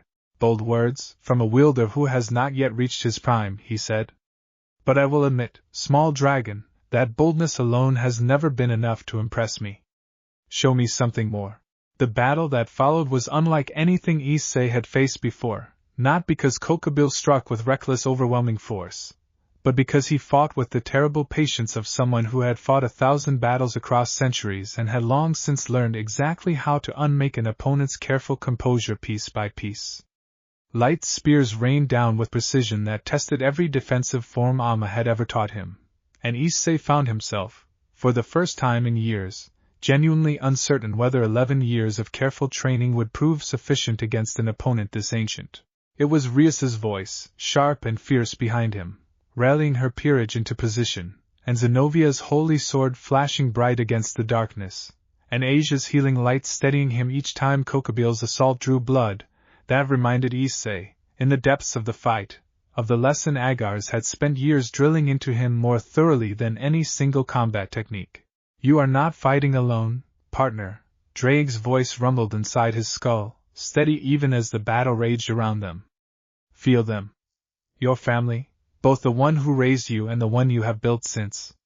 That is the strength Kokabile cannot account for, because he has spent centuries forgetting what it means to fight beside people who would rather die than let him fall." Something shifted in Issei then, not the reckless surge of desperate power he had felt at 12 years old, overwhelmed by the boosted gear's raw strength, but something steadier, deeper, the culmination of 11 years spent learning to fold power seamlessly into discipline. The crimson light along his forearm brightened, spreading now across his shoulder and chest in the careful shape of a partial balance breaker, and for the first time since the battle began, Kokabile's confident smile flickered into something that might, in a being so ancient, have been the first faint edge of genuine concern. "Interesting," the fallen angel murmured, as Issei's next strike forced him, for the first time, to actually retreat rather than simply absorb the blow. "Perhaps I underestimated exactly how thoroughly you were trained." The confrontation did not end, that night, in Kokabile's defeat, not fully, though it ended in something Issei would come to understand, in the calmer days that followed, mattered nearly as much. Serzek's Lucifer himself arrived before the fighting could reach its final, most dangerous escalation, drawn by the ward's distress signal and the sheer magnitude of power clashing openly above Gremry territory, and his arrival, calm and overwhelming in a way that made even Kokobil's ancient confidence falter, brought the battle to an end without the full, catastrophic cost either side had been braced to pay. Kokobil withdrew into the underworld's custody that night, his ambitions for open war checked, for now, by the combined resistance of a Gremry peerage, a Issei Hyoudou who had refused to break, and a Devil King's timely arrival. But the confrontation left its mark on Issei in ways that went far deeper than the physical cost of the fight itself, a clear, unshakable understanding of exactly how much further he still had to grow, and exactly how much the family he had built around himself, both the one that raised him and the one he had chosen since, had come to matter in the fight to protect it. The days following the battle brought a quiet neither Issei nor anyone in Rias's peerage had fully expected to appreciate as much as they did, the particular stillness that settles after real danger has passed and left everyone involved with the simple, grateful understanding that they were still standing to feel it.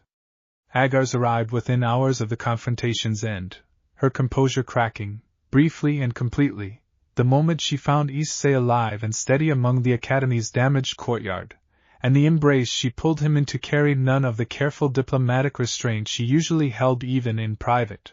"I felt the wards fail from the estate," she said, her voice rougher than Issei had ever heard it. "I have not moved that quickly in over a century." Omma and Mr. Zombie arrived not long after, and the manor's usual formality dissolved entirely for one long evening as the three people who had raised Issei out of the rain simply sat with him, ensuring, over and over, in the small careful ways each of them expressed such things, that he had truly come through the confrontation intact. "You fought Kokobil to a standstill," Mr. Zombie said eventually, once the worst of the worry had settled into something calmer. "Do you understand what that means, small dragon? Not simply about your own strength. About what 11 years of patient, careful training can accomplish, when it is finally tested against something worthy of it.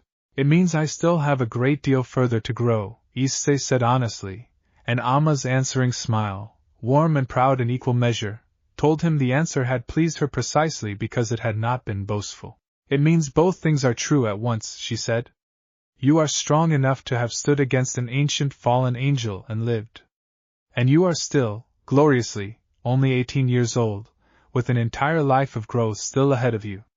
Do not let either truth crowd out the other." The weeks that followed brought a shift in how the wider supernatural world regarded him, subtle but unmistakable, the careful curiosity that had followed his reappearance at Code deepening now into something closer to genuine respect.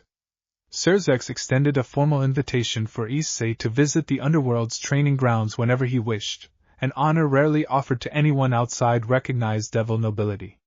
Sona's respect, already earned through the careful weeks of preparation before Kokobil's assault, deepened into a friendship that would, Issei sensed, prove valuable in ways either of them could yet fully predict. Even Zenobia and Irena, whose wariness had softened considerably over the course of the crisis, extended, before returning to the church's oversight, a promise of continued contact that carried the unmistakable warmth of genuine friendship rather than careful professional courtesy. It was Rias, however, whose bond with Issei deepened most significantly in the confrontation's aftermath.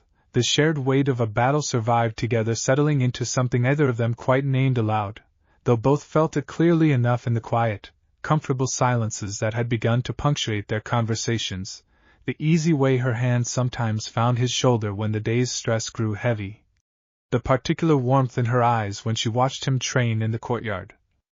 Warmth that carried, unmistakably now, something well beyond simple alliance. "You fought for my family's territory as though it were your own," she told him one quiet evening, weeks after the battle, as they sat together on the academy roof watching the last of the sunset fade toward true dark.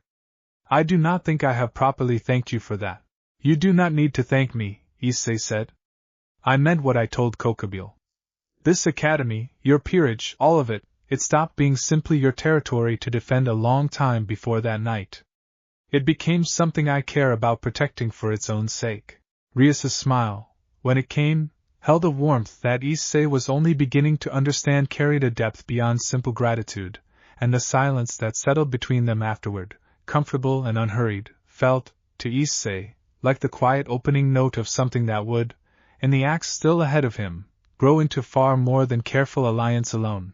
Word of the confrontation reached far beyond the immediate circle of devils and fallen angels directly involved, carried on the same careful channels that had once brought word of his enrollment to pantheons across the wider supernatural world.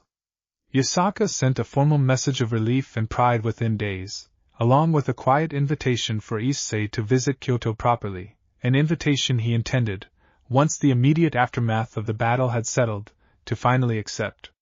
Freya's response, characteristically blunt, arrived as a single line delivered by Raven. A dragon who stands his ground against Kokabeel himself has more than earned an audience with Asgard, whenever he is ready to claim it. Even the golden-haired seraph he had briefly met at the autumn assembly sent word, carried through careful angelic channels rarely extended to anyone outside heaven's own oversight, a message of quiet, genuine relief that read, in its simple and unadorned honesty, as more meaningful than any of the more elaborate diplomatic correspondence that followed. Issei read each message carefully, turning them over the way Mr. Zombie had taught him to turn over every piece of information that mattered, and felt, settling into his chest alongside the lingering exhaustion of the battle just survived, the clear and steady understanding that the wider world Agares had once warned him was watching had finally, fully, begun to open its doors. The dragon raised by devils and the dead had proven himself, in the fires of a single decisive night, worthy of every door that world was preparing to offer him. What remained, in the acts still ahead, was the far longer and far more meaningful work of deciding, carefully and on his own terms, exactly which of those doors he intended to walk through, and exactly who he intended to walk through them beside. The invitation to Kyoto finally found its answer during the first week of summer break, when Issei, accompanied by Rias, Aquino, and Asia, traveled beyond the human world's ordinary borders into the hidden Yukai capital that Yasaka had ruled with careful, patient grace for centuries. The city unfolded before them like something out of an old woodblock print brought vividly to life, lantern-lit streets winding between temples older than most devil houses, the air itself carrying a warmth and stillness that reminded Issei, in the best way, of the manor gardens he had grown up wandering. Yasaka welcomed them personally at the city's outer gate, her warmth undimmed by the months since her visit to his apartment courtyard, and the formal tour that followed carried none of the careful diplomatic distance Issei had braced himself to encounter, replaced instead by genuine, unhurried hospitality that put even Aquino, rarely impressed by ceremony, visibly at ease. Omma once told me you would grow into someone worth watching, Yasaka said, as they walked together through a quiet temple courtyard, the others trailing a respectful distance behind, curious about the ancient shrine architecture surrounding them. I did not expect, when she said it, that I would find myself this pleased to have been proven right so thoroughly. She spoke, that afternoon, of Kokabeel's confrontation with an interest that carried genuine concern beneath its careful curiosity, and when Issei described the battle in full, holding back none of the details Agares had encouraged him to share honestly with allies who had earned that honesty, Yasaka's expression settled into something thoughtful and deliberate. The Yukai courts do not often involve ourselves in devil and fallen angel politics, she said. We have learned, across long centuries, that such conflicts rarely serve our own people well. But a dragon who fights that fiercely to protect what he has built, who extends the same careful honesty to Yukai as he extends to devils, that is someone worth building a real alliance with, rather than simply a polite one. Kyoto's gates remain open to you, Issei, formally now, not simply through Omma's old friendship, but through your own earned welcome. The visit stretched across 3 unhurried days, filled with quiet temple tours, careful conversations with Yukai elders curious about the dragon whose reputation had begun spreading even into their carefully guarded circles, and evenings spent beneath lantern light sharing food and easy conversation that left Issei, by the time they finally prepared to return to Ko, with the settled understanding that Kyoto had become, alongside the manor on the mountain and the old school building at Ko Academy, another true home within the growing constellation of his life. Rias watched him carefully throughout the visit, and on their final evening, as they stood together on a quiet bridge overlooking the Yukai capital's central river, she finally voiced the thought Issei had sensed building in her since Kyoto's gates first opened before them.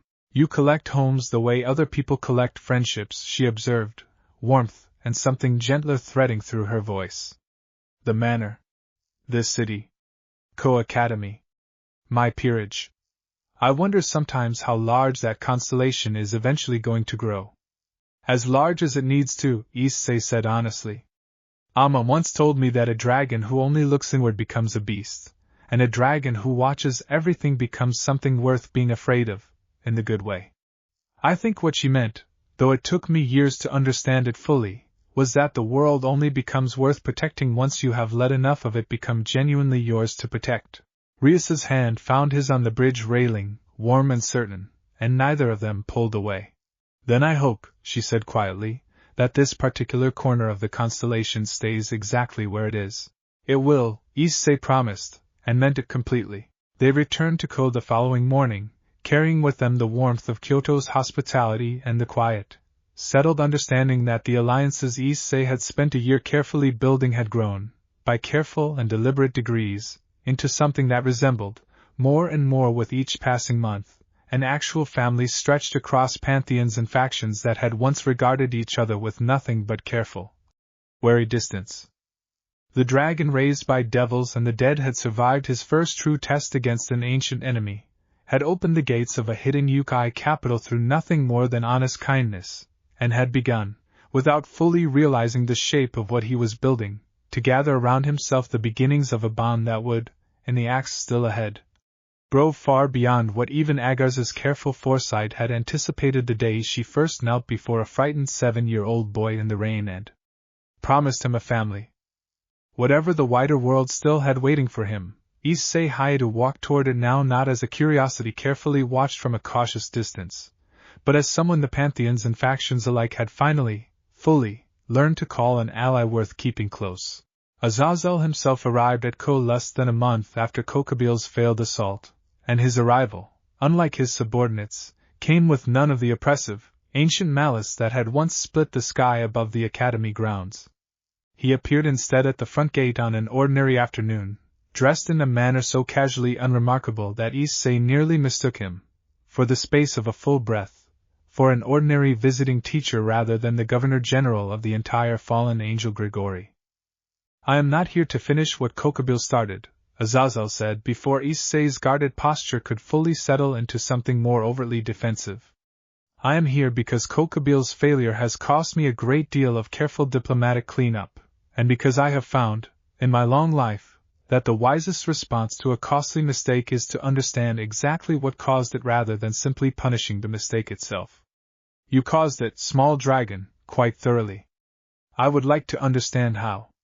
The conversation that followed, held over tea in the same old school building where Issei had first learned of Kokobil's growing interest months before, surprised him in ways he had not fully anticipated.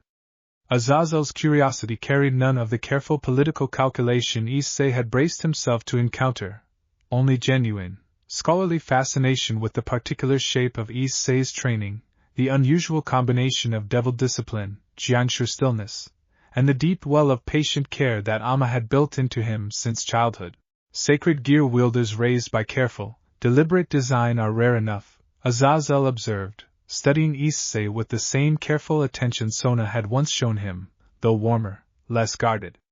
Wielders raised by 3 separate and radically different traditions, folded together into something coherent rather than simply chaotic, that is rarer still. I confess I did not expect Kokobil's target to prove quite so thoroughly assembled. I was not assembled, Issei said, a note of quiet firmness entering his voice that surprised even himself. I was raised. There is a difference, and it matters a great deal to the people who did it. Something in Azazel's expression shifted at that, amusement giving way, briefly, to something more genuinely considering. Yes, he said slowly. I suppose there is a difference, and I suppose it does matter. Forgive an old fallen angel his careless phrasing, small dragon. I have spent so many centuries studying sacred gears as objects of research that I sometimes forget the wielders carrying them are rather more than simply interesting data. Before he departed, Azazel extended an offer that would come to matter considerably in the months and years ahead, an open invitation to consult with the Grigori's own considerable research into sacred gear development, extended not as a trap or a careful political maneuver, but, as far as Issei's trained instincts could determine, as an honest gesture of goodwill meant to begin repairing the damage Kokobil's ambitions had caused. Consider it an apology of sorts, Azazel said, rising to leave. Kokobil does not represent the whole of what the Grigori is capable of being, whatever damage his ambitions cause you and your allies here. I would like the opportunity, someday, to prove that properly, rather than simply saying it and walking away. Issei watched him depart with the same careful, measured consideration he had learned to extend to every new relationship the wider supernatural world offered him, and reported the conversation to Agares that same evening with the details she had always insisted mattered most in such reports, not simply what was said, but what was left carefully unsaid beneath it. Azazel does not extend genuine goodwill lightly, Agares said, when he finished. If he has decided the Grigori's future relationship with you is worth careful, personal cultivation, that tells you something important about how seriously the wider fallen angel leadership now regards what happened here. Handle the relationship carefully, small dragon, as you have handled every other. But do not dismiss it. Alliances built from honest respect, even respect earned through conflict, are often the strongest kind. The summer wore on from there in a rhythm that felt, to Issei, like the first true settling of a life he had spent 11 years carefully building toward, mornings spent training in the academy courtyard, afternoons spent deepening the careful, patient bonds growing between himself and Rias's peerage, evenings spent, increasingly often, in quiet conversation with Rias herself on the academy roof. Watching the sunset stretch long and golden over a city that had, by slow and deliberate degrees, become as much his home as the manor on the mountain where his story had first begun. He did not yet know every name that would eventually join the growing constellation of his life, every pantheon that would eventually extend its oldest and most careful trust to him, every bond that would deepen, in the years still ahead, into something far more permanent than careful alliance alone. He knew only that the boy who had been carried out of the rain 11 years before, raised by a devil, a jiangshi, and a woman who had refused to let one more child slip away, had grown, through patient years of care and a single decisive night of proven strength, into someone the wider world had finally, fully, learned to trust. Whatever came next, in the axe still stretching out ahead of him, he would meet it the way he had met everything since the night Omma first knelt before him in the rain, with open eyes, a steady heart, and the family, both given and chosen, that had made him capable of becoming exactly who he was always meant to be. The story of the dragon raised on the mountain had only grown larger in its second act, and somewhere beyond the academy gates, in halls and temples and heavens still waiting patiently for their turn to be written into it, the wider world continued preparing, carefully and with growing anticipation, to welcome him fully into everything still left to come. It was Seraphal Leviathan who arrived next, unannounced and characteristically energetic, appearing in the middle of the academy courtyard on an ordinary Tuesday afternoon with a flourish that startled half of Rias's peerage and left Sona, who happened to be visiting at the time, pressing a resigned hand to her forehead in a manner that suggested this was far from the first time her childhood friend had made such an entrance. I simply had to see for myself, Seraphal announced, circling Issei with unhurried curiosity while the rest of the courtyard watched, bemused, from a careful distance. The dragon who stood against Kokobil and lived to tell about it. You do not look nearly as intimidating as the reports suggested, small dragon. That is either very reassuring or very concerning, and I have not yet decided which. I tried to save the intimidating parts for when they are actually needed, Issei said, and Seraphal's delighted laughter rang out across the courtyard, warm and entirely unguarded. I like him, she declared, to no one in particular, though her eyes lingered on Issei with an interest that carried, beneath its playful surface, the same careful assessment every serious devil leader had extended him since his name first began spreading through the underworld's halls. Sona, you did not tell me he had a sense of humor buried under all that careful discipline. I was not aware it was relevant information for a formal diplomatic visit, Sona said dryly, though the faint curve of her own mouth suggested she was enjoying the exchange rather more than her tone let on. Seraphal's visit, though brief, left Issei with the settling understanding that the underworld's most powerful figures had, by careful and deliberate degrees, come to regard him not simply as a curiosity to be watched from a cautious distance, but as someone worth genuine personal interest, worth the kind of careful, warm attention that Agares had always insisted mattered more, in the long run, than simple political respect. Before she departed, Serafal pulled him aside for a final, quieter exchange, her usual playful energy settling, briefly, into something more genuinely earnest. "The underworld owes you a debt for what you did that night," she said. "Not simply for standing against Kokabile, though that alone would have earned considerable respect. For choosing restraint when you could have chosen destruction. For protecting a Gremry Academy as fiercely as you would have protected your own home. That kind of character is rarer among powerful wielders than you might think, small dragon, and rarer still among people who have every reason, given how the world first treated you, to have grown into something far more bitter than you did." "I had good teachers," Issei said again, the same honest answer he had offered Sona weeks before, and Serafal's smile, when it came, held none of her earlier playfulness, only quiet, genuine warmth. "Then they did remarkable work," she said. "I look forward to watching what you build from it." She departed as suddenly as she had arrived, leaving the courtyard considerably quieter in her wake, and Issei found himself, in the settling stillness that followed, turning over her words the way Mr. Zombie had taught him to turn over everything that mattered, weighing the growing weight of respect the wider underworld had begun extending him against the simpler, steadier truth that mattered more to him than any of it. The family he had built, both given and chosen, that had made every bit of that respect possible in the first place. Summer stretched on toward its final weeks, and Issei found himself, more often than not, simply grateful for the quiet rhythm his life had settled into, training in the mornings, deepening friendships in the afternoons, and evenings spent on the academy roof with Rias, watching the sky turn gold and then violet and then finally dark, comfortable silences stretching between them that needed no careful diplomatic language to fill. Only the simple, settled understanding of two people who had survived something difficult together and found themselves, on the other side of it, closer than either had quite expected to become.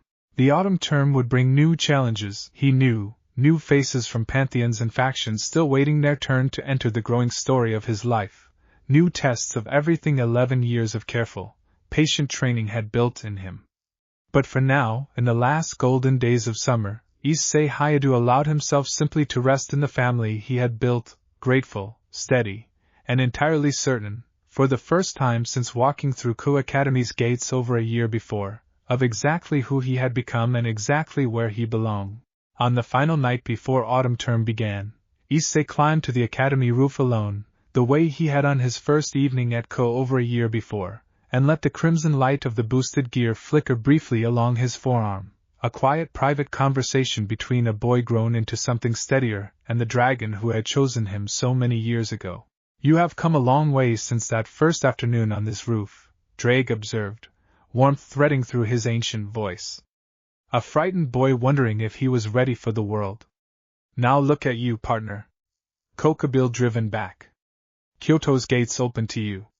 The underworld's most powerful figures seeking your friendship rather than your destruction. I have carried wielders across 2,000 years, small dragon, and few have grown as quickly, or as steadily, as you have this past year. I did not do it alone," Issei said quietly, looking out over the academy grounds toward the lights of the old school building, where he knew Rias and the others were likely still awake, preparing for the term ahead. "No," Drake agreed, and there was something almost gentle in the way he said it. "You did not. That, more than any strength I have ever lent you, is the truest reason you have grown into someone worth the wait, partner. Whatever the coming year still has waiting for you, whatever new faces from whatever new corners of this wide, strange world still find their way into your life, you will not face any of it as the boy alone in the rain. You have built something far too strong for that to ever be true again." Below him, the lights of Ko Academy glittered against the gathering dark, and somewhere beyond its gates, in halls and temples and heavens still waiting patiently for their turn, the wider world continued preparing, with growing warmth rather than cautious distance, to welcome Issei Hyoudou fully into everything the years still ahead of him were preparing to bring. The second act of his story had reached its quiet close. The next was already beginning to stir, somewhere beyond the horizon, waiting only for the morning to properly begin. He returned to his apartment that night by the same quiet streets he had walked a year before, 17 and uncertain, stepping through Koa's gates for the first time since leaving the manor on the mountain. The streets looked the same, lantern-lit and quiet under the late summer sky, but Issei walked them now as someone entirely different from the boy who had first crossed them, steadier in his own skin, surrounded by a family that had grown, patiently and deliberately, far beyond the 3 people who had raised him out of the rain. He thought, as he walked, of Omma's garden lessons all those years ago, the patient insistence that awareness of the world outside himself was the foundation everything else would be built on. He thought of Mr. Zombie's stillness, the discipline that had carried him through Kokabil's assault without breaking. He thought of Agares' careful political guidance, the 72 pillars, the fragile peace between factions, the debt of protection that had first brought 3 unlikely guardians to a burning house 11 years before. And he thought, too, of everything that had grown since, Rias's steady warmth, Asia's quiet gratitude, Zenovia's hard-won respect, Yasaka's open hospitality, Serafal's playful curiosity, Azazel's careful, considering interest, each thread woven, by slow and deliberate degrees, into the growing constellation of a life that no longer belonged simply to the boy the fire had once tried to claim. He paused at his apartment door, looking back once more toward the academy gates glowing faintly in the distance, and allowed himself, for a long, quiet moment, the simple luxury of gratitude. Whatever the new term brought, whatever new Pantheon still waited to extend their careful, curious attention toward him, whatever new bonds still waited to be built from honest conversation and patient trust, Issei Hyoudou understood, standing beneath the late summer stars, that he was ready to meet every bit of it, not as the frightened boy the rain had once nearly claimed, but as the dragon his family had spent 11 patient years raising him to become. He stepped inside, closed the door quietly behind him, and let the coming autumn find him exactly where he was meant to be. Sleep came easily that night, easier than it had in weeks, and if he dreamed at all, he dreamed only of quiet gardens, lantern-lit streets, and the steady, certain knowledge that whatever came next, he would not have to face it alone. Morning would bring the new term, new faces, and new tests of everything 11 patient years had built in him, but for now, in the last quiet hour before autumn properly began, Issei Hyoudou rested, steady and whole, in the family that had made him who he was, far beneath the human world, in the black stone halls where the 72 pillars had once gathered to weigh a young dragon's worth. Whispers continued to spread of the battle at Ko, carried from house to house, clan to clan, until even the most distant and reclusive corners of the underworld had heard some version of the story, a security raised by unlikely guardians, tested by an ancient fallen angel, and found, against every careful expectation, unbreakable. Agares read each new report that reached her desk with quiet, private satisfaction, knowing that whatever came next for the son she had carried out of the rain 11 years before, the world he was walking into now regarded him not as a curiosity to be managed, but as a dragon fully come into his own strength, ready for whatever the years still ahead intended to bring him. That satisfaction, quiet and hard-won after 11 years of careful, patient effort, was the truest measure of everything she, Omma, and Mr. Zombie had built together in the boy they had chosen to call family, and it was a satisfaction none of the 3 of them intended to let go of easily, whatever the years still ahead of him decided to bring. For now, though, the underworld's careful whispers and the wider world's growing curiosity could wait for morning.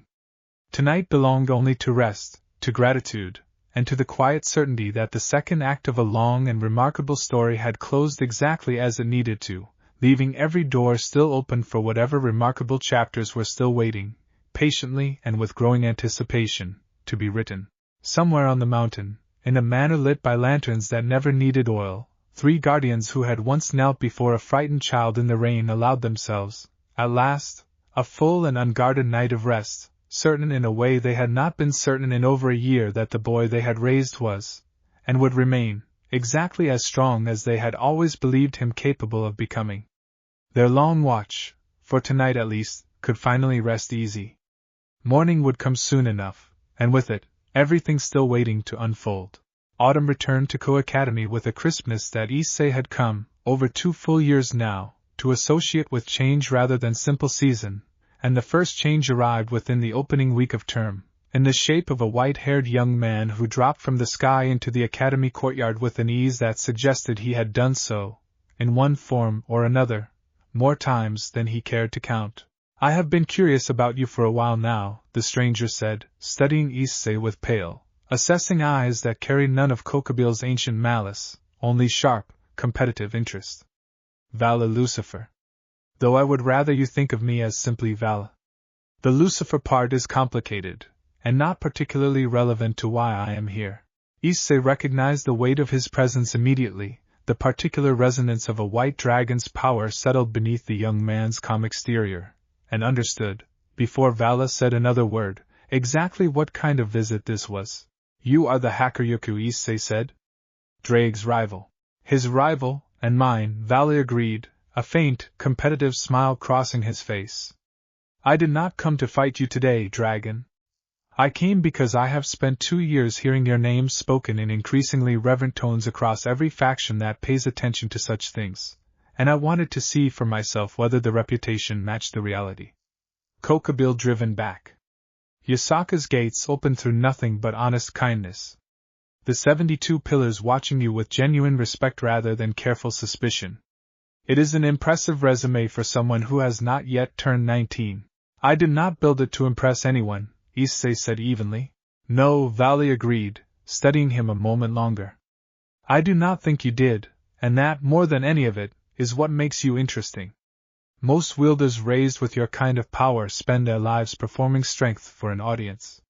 You seem, from what I have observed, to simply be strong, quietly, because the people who raised you built it into you that way rather than taught you to chase it."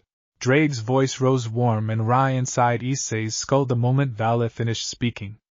"He is baiting you, partner, testing whether flattery moves you as easily as threats do. He has spent his whole life around people who wanted something from him. Do not mistake his curiosity for friendship yet, though I do not think it is hostility either." "I heard that," Vala said, an edge of genuine amusement in his voice, and Issei realized, with mild surprise, that the Hyaudou could apparently sense at least the shape of Drake's commentary even without direct contact between their gauntlets. "Albion says much the same about you, Security. For what it is worth, I am not here to fight today. I am here because I intend to grow strong enough, eventually, to test you properly, and I wanted to see the shape of what I am training toward." He departed as abruptly as he had arrived, leaving Issei standing in the courtyard with the settling understanding that a new kind of relationship had just entered his life, not alliance, not enmity, but something more particular, the careful, competitive respect of a rival who measured himself against exactly the kind of strength Issei had spent 11 years quietly building. He reported the encounter to Agares that evening, and her response carried a thoughtfulness Issei had learned, over 2 years, to associate with genuinely significant news. "Vala Lucifer answers to no single faction," she said. "He moves through the world as something closer to a free agent, gathering strength and testing himself against whatever he judges worthy of the effort. If he has taken a personal interest in you, small dragon, it means the wider world now regards you as someone worth measuring itself against, rather than simply someone worth watching from a careful, cautious distance. That is a meaningful shift, and one I suspect will only accelerate from here." She proved correct within the month.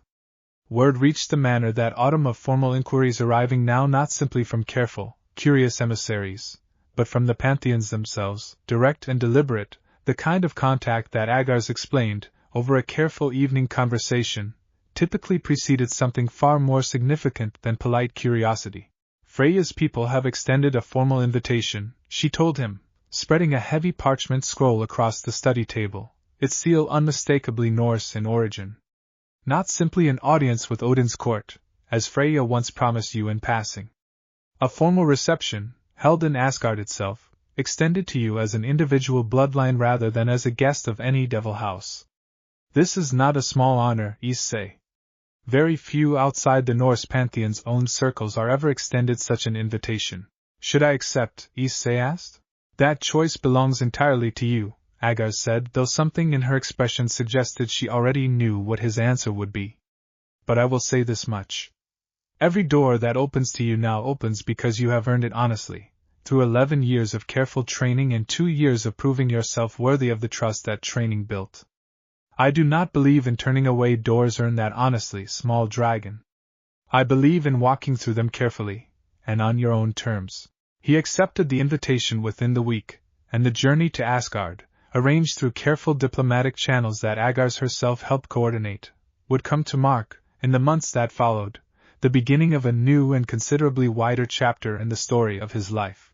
Asgard rose before them across a bridge of shimmering light that Freya explained, with characteristic bluntness, had been built by hands far older than any devil clan could claim, and Issei found himself, stepping onto its golden surface with Rias and Aquino flanking him, genuinely humbled by the scale of what stretched out ahead, halls of silver and stone climbing toward a sky unlike any he had seen before, layered with colors that shifted slowly, endlessly, like something alive. Odin himself received them in the great hall, a single eye sharp with a wisdom that made even Issei's carefully trained composure feel, briefly, like the composure of a much younger man than he had come to believe himself to be. The old god studied him for a long moment before speaking, and when he finally did, his voice carried none of the booming grandeur Issei had half expected, only a quiet, considering weight. Freya tells me you did not flinch when she appeared without warning at your academy gates, Odin said, and that you met Kokobil's assault with restraint rather than reckless destruction, a rarer virtue among the young and powerful than most of the old gods care to admit. I have watched many bloodlines rise and fall across the centuries, dragon. Few arrive at my hall having already demonstrated both the strength to matter and the wisdom to matter carefully. I try to remember that strength without wisdom simply becomes another kind of danger, Issei answered, and felt, in the murmur that rippled through the assembled Aesir at his words, the same careful, approving weight he had once earned in the black stone hall of the 72 Pillars. The reception that followed stretched across the remainder of the day, and Issei found himself introduced, by careful degrees, to figures whose names he had known only from Omma's old lessons. Thor, whose booming warmth and genuine curiosity about devil training methods put even Aquino at ease within minutes, Heimdall, whose watchful stillness reminded Issei, oddly, of Mr. Zombie's own careful patience, and, near the reception's end, a young Valkyrie he recognized immediately as the same trainee he had briefly crossed paths with years before during her season at Omma's manor, now grown into her full strength and clearly delighted to find him standing, unexpectedly, in Asgard's own halls. You have grown considerably since we sparred as children, she said, warmth and genuine pleasure coloring her voice. I confess I did not expect, back then, that the quiet boy training under Omma's careful eye would grow into the dragon half of Asgard has spent the autumn whispering about. I did not expect it either, Issei admitted, and her answering laughter, bright and unguarded, was the first genuinely easy moment of an otherwise carefully formal day. Freya found him near the reception's close, standing on a balcony overlooking Asgard's shimmering expanse, and her expression, when she joined him, carried a warmth considerably softer than the blunt directness of their first meeting at the academy gates. You have made a good impression here, small dragon, she said. Odin does not offer his personal audience lightly, and Thor does not extend genuine curiosity to just anyone who crosses these halls. Whatever you decide to build with Asgard going forward, know that the door I opened for you at Ko has grown considerably wider tonight. Issei considered her words carefully, watching the strange, shifting colors of Asgard's sky settle slowly towards something like dusk. I did not come here looking simply to collect alliances, he said finally. I came because you extended honest respect to me when you had no particular reason to, and I wanted to understand more of the world that produced someone capable of that kind of directness.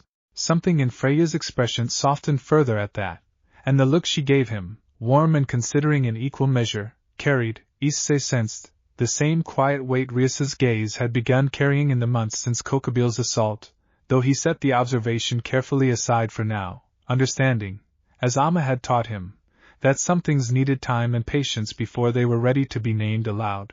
Then I am glad the honesty was worth the journey, Freya said quietly, and the silence that settled between them afterward, comfortable and unhurried, felt, to Issei, like the beginning of another thread woven carefully into the growing constellation of his life. The return from Asgard brought with it a letter that had been waiting patiently at the manor for nearly a week, sealed with an insignia Issei did not immediately recognize, though Mr. Zombie's expression, when he saw it, shifted into something Issei had rarely witnessed in his old teacher, a kind of careful, weighted nostalgia. "This is an Egyptian seal," Mr. Zombie explained, turning the letter over carefully in his hands before finally passing it to Issei. "Older than most of the correspondence you have received this past year. I spent a winter, many decades before you were born, in the company of a temple that served the house of Anubis, small dragon. It appears they have not forgotten the debt that winter created, nor the student I once mentioned to them, in passing, many years ago." The letter, when Issei opened it, carried a formal invitation from a senior priest of Anubis's temple, requesting the honor of receiving the dragon raised, in part, by a Jiansher who had once shown their order considerable kindness during a difficult season. Issei accepted within the day, curious now, after Asgard's grand halls, to understand what a considerably older and more insular Pantheon might offer in the way of welcome. The temple, when they arrived, carried none of Asgard's shimmering grandeur, settling instead into something quieter, older, built from sun-bleached stone that seemed to hold centuries of careful, patient stillness within its walls. The priest who received them, an elderly man whose eyes carried a depth Issei had come to associate, over the years, with genuine wisdom rather than simple age, greeted Mr. Zombie first, with a warmth that spoke of old friendship rather than formal diplomacy. "The Jiansher who taught our order patience during a difficult winter," the priest said, clasping Mr. Zombie's hand in both of his own. "We had begun to wonder whether you would ever return to collect on the debt we owe you." "I did not come to collect a debt," Mr. Zombie said, something almost gentle entering his usually measured voice. "I came because my student wished to understand more of the world I have walked through, and because I thought your order, of all the pantheons he might encounter, would understand best what it means to raise something patiently rather than simply powerfully." The priest's attention turned to Issei then, careful and considering, and the conversation that followed unfolded slowly, deliberately, in the unhurried rhythm Issei had come to recognize as characteristic of a tradition that measured its wisdom in centuries rather than moments. He learned, over the following hours, of Anubis's own careful judgment of souls, of a pantheon that valued patient discernment over hasty strength, and found himself, by the visit's end, extended a quiet, genuine welcome that carried none of the careful political calculation of Asgard's grand reception, only the simple, settled respect of an old order recognizing something worth respecting in the dragon standing before them. "You carry your teacher's patience well," the priest observed, as their visit drew toward its close. "That is rarer, among the young and powerful, than you might realize, dragon. Anubis's temple does not extend its welcome lightly, but we extend it to you now, formally, in recognition of the debt your teacher once earned and the character you have shown in carrying his lessons forward so faithfully." Mr. Zombie's expression, as they finally departed the temple grounds that evening, held a quiet satisfaction Issei had rarely seen from his old teacher, and the walk back toward the portal that would return them to the manor passed in a comfortable, companionable silence neither of them felt any particular need to fill. "You have given me something today I did not expect, small dragon," Mr. Zombie said finally, as the portal's light rose ahead of them. "The chance to watch an old debt repaid not through obligation, but through genuine pride in the student who earned it. 300 years is a long time to walk this world, Issei. I do not often find myself surprised by what it still has to offer. Today, I was surprised, and gladly so." Issei said nothing in response, understanding, as Omma had once taught him, that some moments needed no words at all, only the quiet, settled warmth of having earned them honestly. The golden-haired seraph who had watched him carefully from the edges of the autumn assembly the year before finally introduced herself properly during a heaven-sanctioned diplomatic visit arranged, with considerable careful negotiation, through Azazel's own growing goodwill toward the fragile, evolving peace between factions. Her name, Issei learned, formally now rather than through careful rumor, was Gabriel, one of the 4 great seraphim who governed heaven's own careful order, and her presence, when she finally stood before him without the careful distance of a crowded hall between them, carried a gentle, luminous warmth that Issei found, somewhat to his own surprise, entirely disarming. "I have wanted to speak with you properly since the assembly," she admitted, a faint, genuine smile touching her expression as they settled into a quiet garden courtyard arranged for the occasion. Heaven does not often extend careful attention to devil-raised bloodlines, dragon. But your restraint against Kokobile, your honest kindness toward Asia Argento despite her complicated history with our own church's oversight, these are not small things, in Heaven's careful accounting. I wish to understand, for myself, what kind of person had earned such consideration. And what have you decided? Issei asked, the same question he had once posed to Freya, offered now with the same steady honesty. That the rumors, for once, did not exaggerate, Gabriel said, warmth threading gently through her voice. You carry yourself like someone who has been taught that strength exists to protect rather than to conquer. Heaven values that quality more than most factions realize, dragon, even if our own careful politics do not always make that value easy to see from the outside. Their conversation stretched across the afternoon, gentle and unhurried, and Issei found himself, by its end, genuinely grateful for the particular quality of Gabriel's attention, warm without being performative, curious without being calculating, the kind of honest interest Omma had always insisted mattered more than any careful diplomatic courtesy. Before she departed, Gabriel extended an invitation of her own, considerably quieter than Freya's grand Asgard reception or the Egyptian temple's patient welcome, a simple offer of continued correspondence, carried through careful angelic channels rarely extended so readily to anyone outside Heaven's own oversight. I do not know what the coming years still have waiting for either of us, she said. But I would like to remain part of whatever story you continue building, dragon, if you are willing to let me. I am, Issei said simply, and meant it completely, understanding, as he watched her depart into Heaven's own careful light, that another thread had woven itself, quietly and genuinely, into the growing constellation of his life. The most difficult test of the autumn term, however, arrived not from any Pantheon's careful curiosity, but from within the underworld's own political currents, in the shape of an arranged engagement Rias had confided to Issei only reluctantly, weeks after the truth first began weighing visibly on her usually steady composure.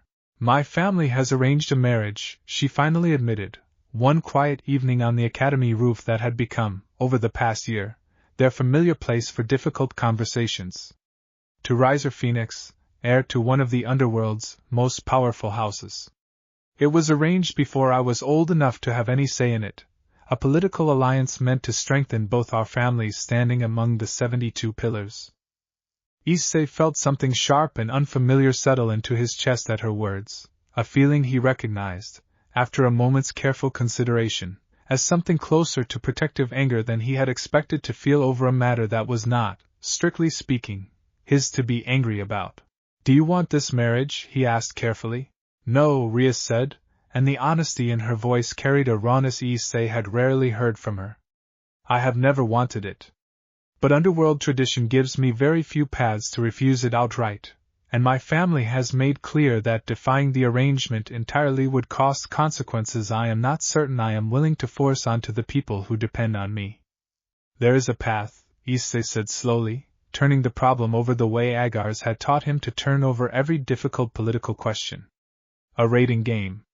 If you challenge the arrangement through a formal rating game and win, the engagement dissolves without the political cost of an outright refusal. It is a narrow path, but it is a path. Rias's eyes widened slightly at the suggestion, surprise and something like cautious hope flickering across her expression. You know underworld law that thoroughly, she said. Agares insisted I understand every mechanism the underworld offers its own bloodlines, Issei said. I did not expect to need this particular piece of knowledge quite so personally, but I am glad, now, that she insisted.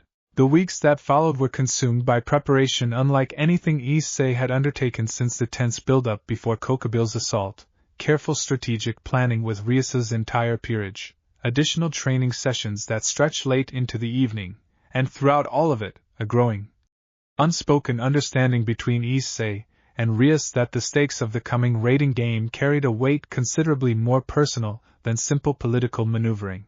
Riser Phoenix arrived at Ko a week before the formal match, arrogant and dismissive in a manner that tested Issei's careful discipline more thoroughly than even Kokobil's ancient malice had managed, his casual disregard for Rias's own wishes settling, by the end of their first tense exchange, into something Issei recognized clearly as genuine contempt. "You are the devil-raised curiosity everyone has been discussing," Riser said, looking Issei over with open, careless disdain. "I confess I do not see what the fuss is about. A pet project of Agares' clan, playing at strength borrowed from a sacred gear you did not earn through any bloodline of your own." "I earn every bit of what I carry," Issei said evenly, meeting Riser's contempt with the same steady composure Omma had spent years building in him. "You will have the opportunity to test that claim personally, in the arena, rather than simply insulting it from a safe distance." Riser's laughter, dismissive and confident, rang hollow against the careful stillness of Issei's response, and the promise implicit in that hollow sound settled, quietly and certainly, into Issei's resolve for the match still ahead. The raiding game itself, held in a carefully constructed arena deep beneath the underworld's surface and observed by a considerable gathering of curious devil houses eager to witness the match personally, unfolded across a grueling several hours that tested every piece of strategy Rias's peerage had carefully assembled. Riser's Phoenix regeneration proved, exactly as Agares had warned during their preparation, a formidable advantage, absorbing blow after blow that would have ended a lesser opponent decisively, and it was only through the careful, patient strategy Issei and Rias had built together, isolating Riser from his own support and forcing him into a sustained confrontation his regeneration alone could not indefinitely outlast, that the match finally began turning in their favor. The decisive blow came not from raw destructive power, but from the same disciplined restraint that had defined every major confrontation of Issei's life since childhood, a balance breaker strike delivered with such precise, controlled force that it overwhelmed Riser's regeneration faster than his own considerable power could compensate, ending the match not in destruction, but in clear, undeniable victory. The engagement dissolved formally before the assembled devil houses that same evening, and Rias's relief, when she finally allowed herself to feel it fully, carried a warmth that Issei recognized. In the quiet embrace she pulled him into moments after the match's official conclusion, as something that had grown, by careful and deliberate degrees over the past 2 years, into considerably more than simple friendship or alliance. "Thank you," she said quietly, her voice rough with an emotion she rarely allowed herself to show so openly. "You did not have to fight for my freedom the way you did tonight. You chose to, entirely, and I do not think I will ever be able to properly repay what that choice meant to me." "You do not need to repay it," Issei said gently.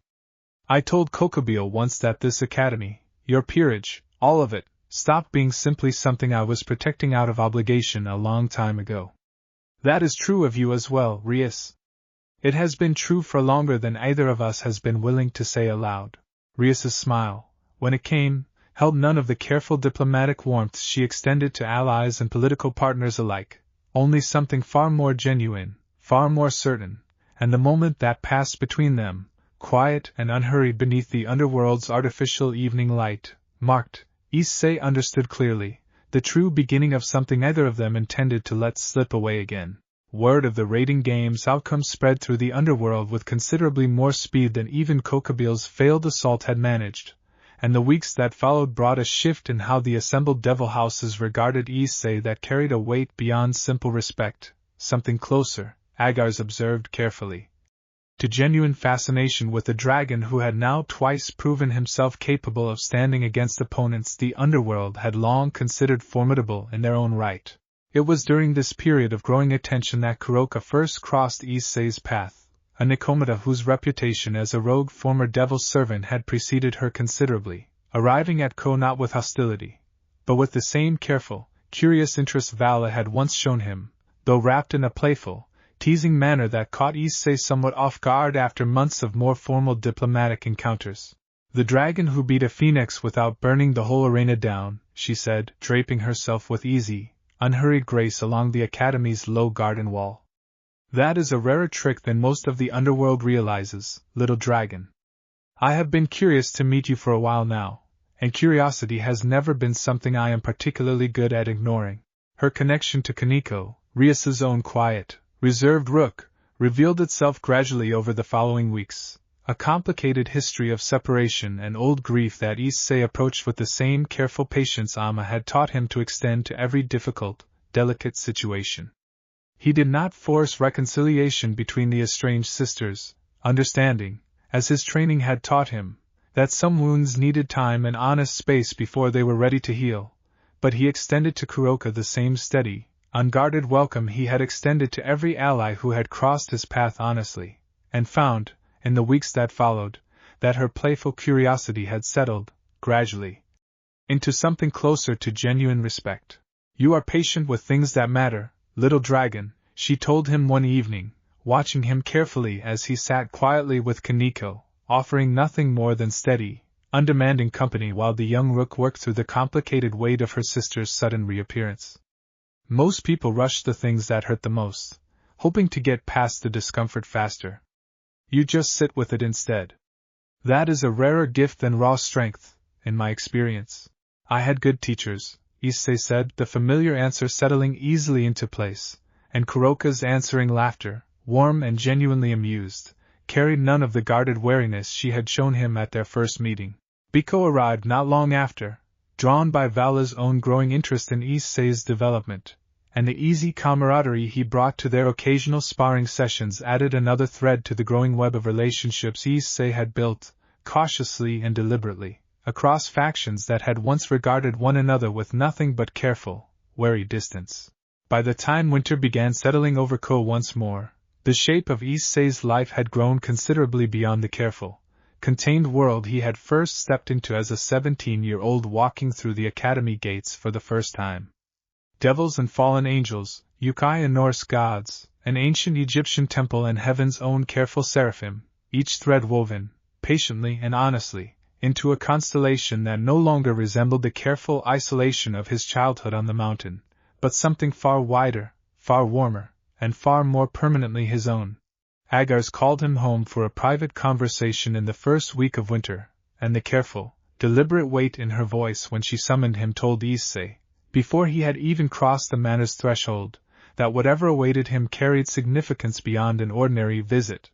She received him in her private study, Omma and Mr. Zombie both present, an arrangement Issei had learned, over the years, meant the conversation ahead concerned something the three of them had discussed carefully together before deciding how best to raise it with him. "You have grown into exactly what I hoped for when I first knelt before you in the rain," Agares began, choosing her words with obvious care.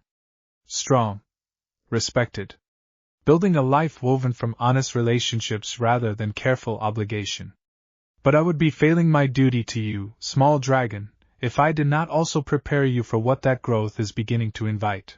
She explained, over the following hour, the full scope of what her careful political attention had gathered in the months since the raiding game, whispers now reaching even the underworld's most reclusive circles of a dragon who had earned the respect of Asgard, the quiet welcome of an ancient Egyptian temple, the personal attention of one of heaven's own seraphim, the rivalry and growing respect of the Hakuryuku himself. Each thread, taken alone, represented a meaningful alliance. Taken together, Agares explained carefully, they represented something the underworld's oldest and most careful political minds had begun referring to, in hushed and considering tones, as the beginning of an entirely new kind of power, unaligned to any single faction, respected by all of them. "This is not a burden I intend to let overwhelm you," she said, when the full weight of her explanation had settled. "But it is a truth you should understand clearly, going forward. The relationships you have built, out of nothing more complicated than honest kindness and earned respect, are beginning to reshape how every faction in this world regards the balance of power between them. That is not a small thing, Issei, and it will only grow larger from here."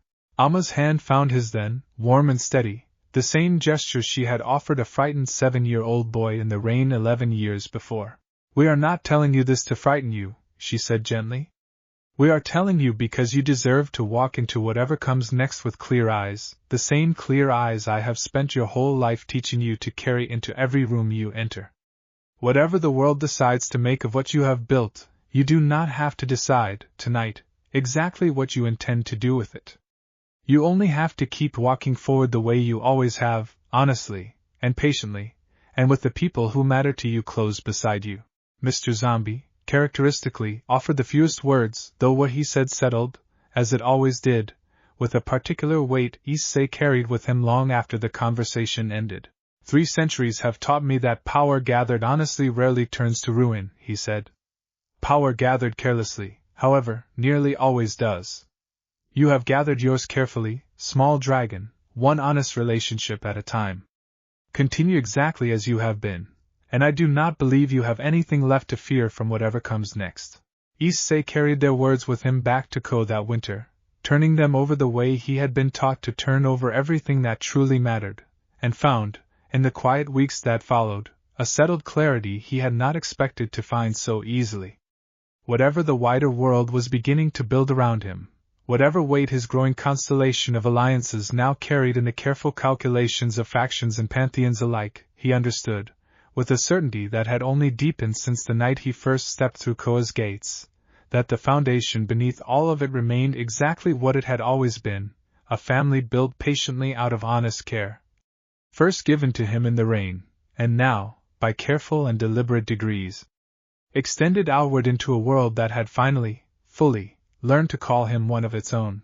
Winter deepened over Ko, and with it came a quiet, unhurried stretch of weeks that Issei found himself grateful for in ways he had not fully anticipated after the intensity of the autumn term. Rias's peerage settled into a comfortable rhythm around him, deepened now by the shared weight of the raiding game they had won together, and the easy warmth that had grown between himself and Rias in the months since Riser's defeat continued deepening, by careful and unhurried degrees, into something both of them had begun, quietly, to acknowledge without needing to name it fully aloud.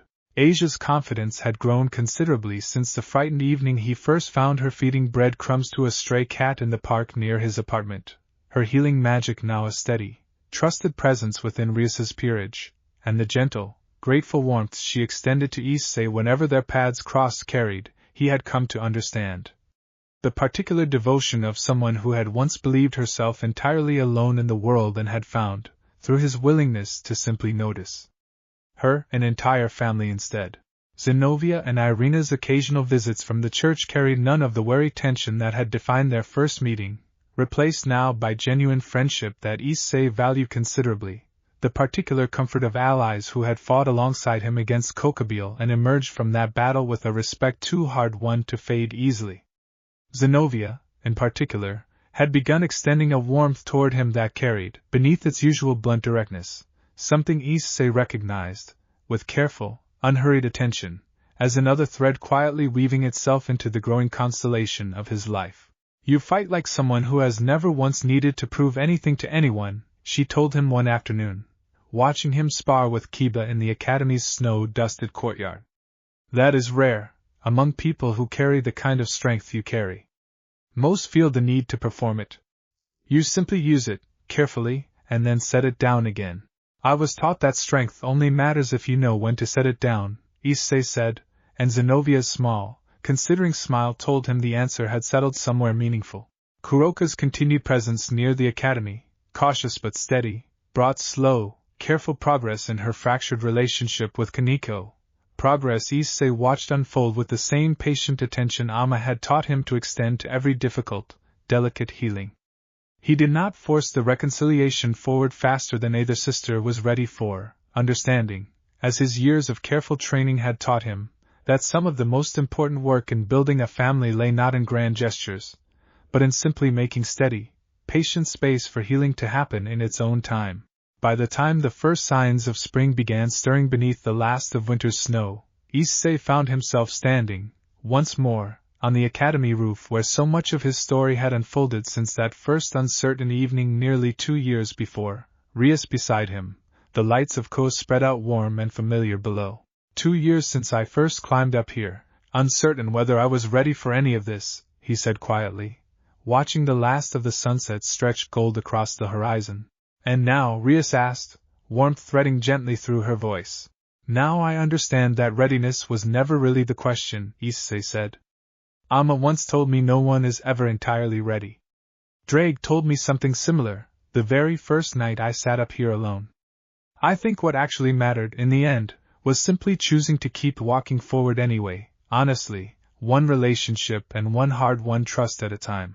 Rias's hand found his, warm and certain in the cooling evening air, and the silence that settled between them afterward needed no further words to carry everything both of them had come to understand, slowly and surely, over 2 years of careful, patient trust. Whatever the coming spring still had waiting for them, whatever new tests or new bonds still lay ahead and the axe still stretching out before him, Issei Hyoudou understood, standing on that familiar rooftop with the girl who had become, by careful and deliberate degrees, considerably more than simply an ally, that he had built, out of nothing more complicated than honest kindness patiently extended.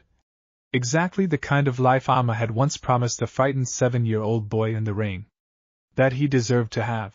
The third act of his story had reached its quiet, settled close, and somewhere beyond the horizon, in halls and heavens and hidden courts still waiting their turn, the next was already beginning, patiently and with growing anticipation, to stir.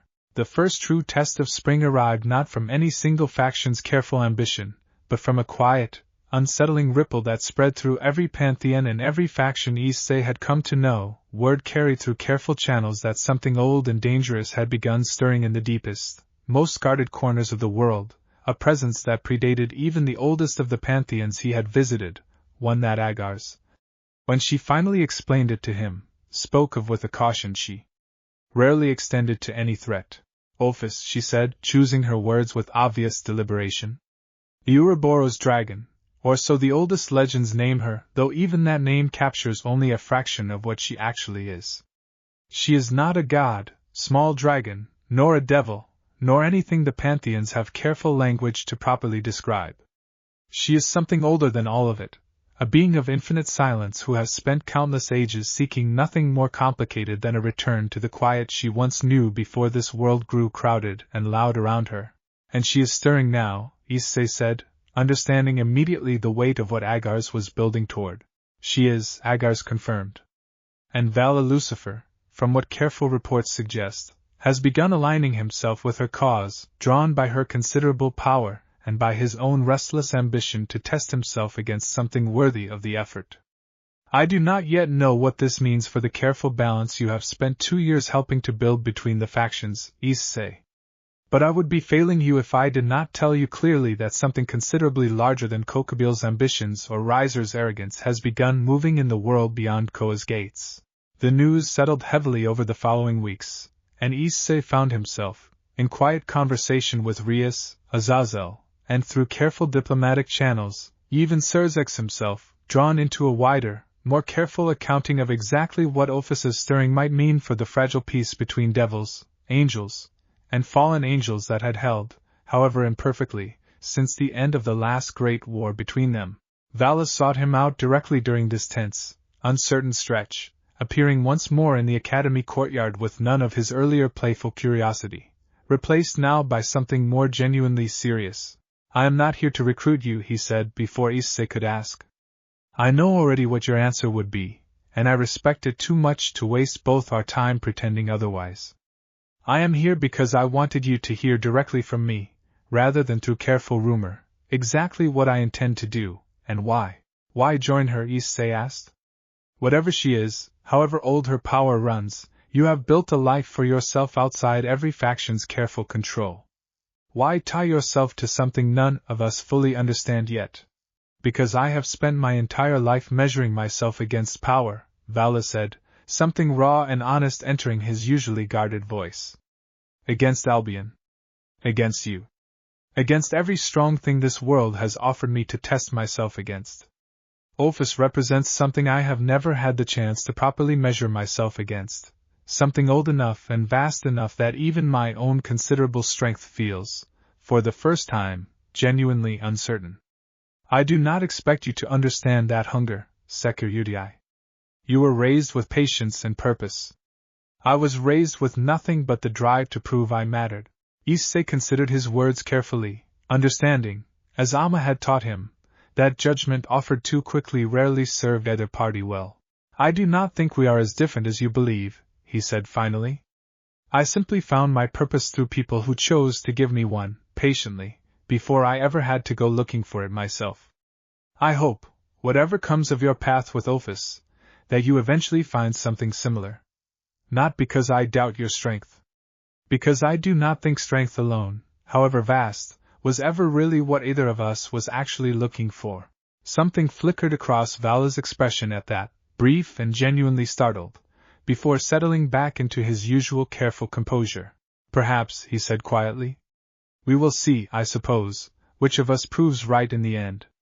Until then, Issei Hyoudou, know that whatever path Ophus's cause leads me down, I do not intend it to bring me into conflict with you unless circumstance leaves either of us any other choice. He departed as he always did, abruptly and without ceremony, leaving Issei standing in the courtyard with the unsettled understanding that the careful, patient world he had spent 2 years building was about to be tested by something considerably larger and older than anything he had faced before. He brought the full weight of Vala's warning to Agares, Omma, and Mr. Zombie that same week, gathered once more in the manor's familiar study, and the conversation that followed carried a gravity Issei had rarely felt from the 3 people who had raised him. Ophus does not typically concern herself with the affairs of devils, angels, or fallen angels, Agares said carefully, spreading a set of old, careful maps across the study table, maps that marked, in faded ink, the locations of dimensional gaps and old, forgotten thresholds between worlds. If she has begun stirring now, drawn enough by whatever unrest troubles her ancient quiet to seek out an ally like Valley, it suggests something has genuinely disturbed the deep, careful balance she has maintained for countless ages. That is not a small thing, small dragon, whatever her ultimate intentions turn out to be. Mr. Zombie, characteristically, offered the most practical counsel of the evening, his 3 centuries of careful, patient experience settling into focus with the particular clarity Issei had come to rely on in moments of genuine uncertainty.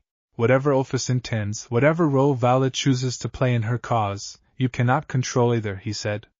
What you can control is the strength of what you have already built, the alliances earned honestly across every faction and Pantheon that has come to know you these past 2 years. If the balance of this world is genuinely at risk, small dragon, the constellation you have spent 2 years carefully weaving together may prove to be exactly the kind of steady foundation this world needs to weather whatever storm is coming. Omma's counsel, when it came, carried the same gentle, grounding warmth she had offered him since the very first night in the rain. You do not have to solve this tonight, she said, her hand finding his the way it always did in moments that mattered most. You do not have to solve it alone, either, whatever role you eventually decide to play in whatever is coming. You have spent 2 years building a family wide enough to stretch across every corner of this world, Issei. Trust that family, the one I helped give you and the one you have built since, to stand beside you when the time comes to actually face whatever Ophus's stirring eventually brings. Issei carried their counsel with him back to Ko that evening, the weight of it settling, not as fear, but as the same careful, steady resolve that had carried him through every challenge since the night he first stepped through the Academy's gates. Whatever Ophus represented, whatever role Vala's growing allegiance to her cause might eventually play in the wider balance of the world, he understood, with the same clear-eyed certainty Omma had spent 11 years carefully building in him, that he would meet it exactly as he had met everything else in his life, patiently, honestly, and surrounded by the family that had made him capable of facing anything the world still had waiting for him. Spring settled fully over Ko in the weeks that followed, and if a quiet, watchful tension now underscored the Academy's familiar rhythms, Issei found, in the steady warmth of Rias's peerage, the deepening bonds of a constellation stretched now across devils and angels, Yukai and Norse gods, an ancient Egyptian temple and heaven's own careful seraphim, more than enough steady ground to stand on. Whatever storm the wider world was still quietly, patiently preparing to bring.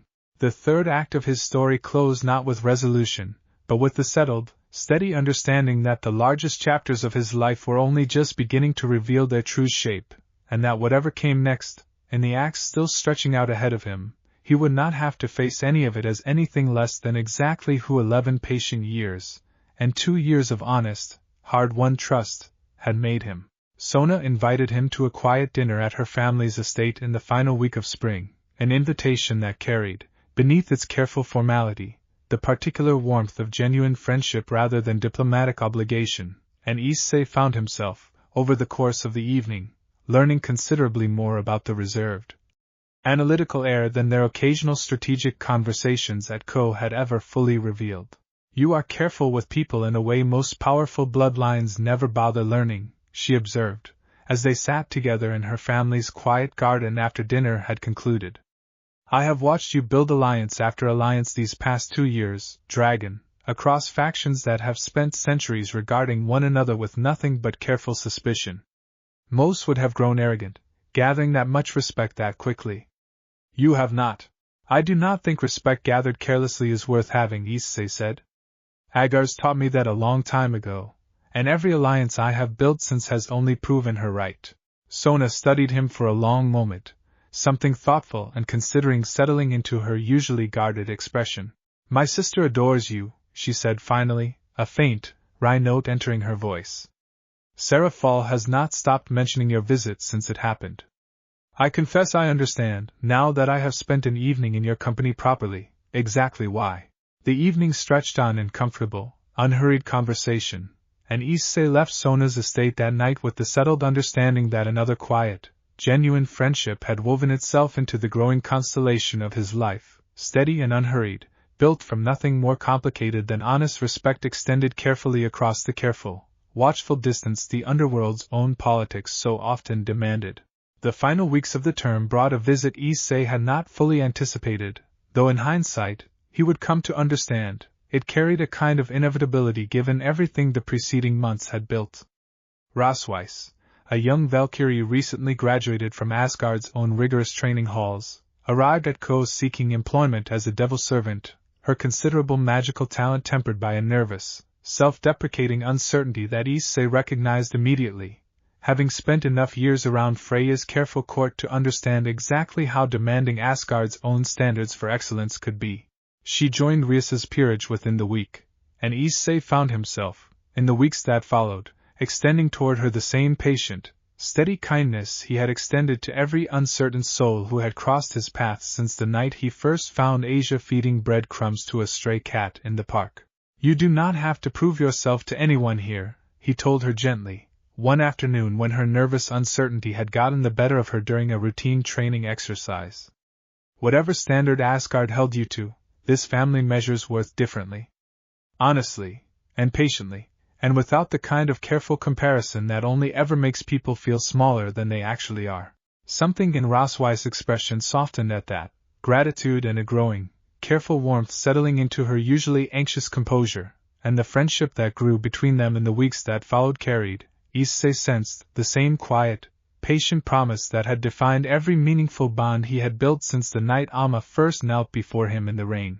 As the academic year drew toward its close, Issei found himself reflecting, in quiet moments between the growing weight of Ophus's distant stirring and the steady warmth of the family he had built, on exactly how far the constellation of his life had grown since that first uncertain morning he walked through Koa's gates. Devils and fallen angels. Yukai and Norse gods. An ancient Egyptian temple that remembered his teacher's old kindness. Heaven's own careful seraphim, extending friendship through channels rarely opened so readily. A rival dragon, walking now toward paths uncertain, but extending, even in his uncertainty, a respect that Issei valued more than he had expected to. And beneath all of it, steady and unchanging since the very beginning, the 3 people who had knelt before a frightened 7-year-old boy in the rain, and promised him a family he had not believed, in that broken moment, he still deserved to have. He visited the manor one final time before the term's official close, and found Omma tending her garden exactly as she had every season since his childhood, the same patient, unhurried care she had shown him from his very first lesson naming flowers and insects in that same quiet space. You have built something remarkable, small dragon, she told him, as they walked together through the familiar rows of carefully tended plants.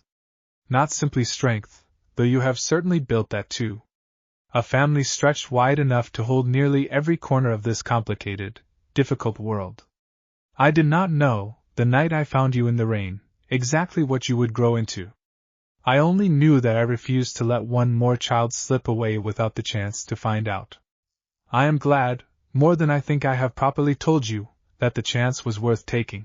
Issei's throat tightened at her words, the same quiet, overwhelming gratitude that had settled into him so many times over the past 11 years threatening, briefly, to overwhelm his careful composure entirely.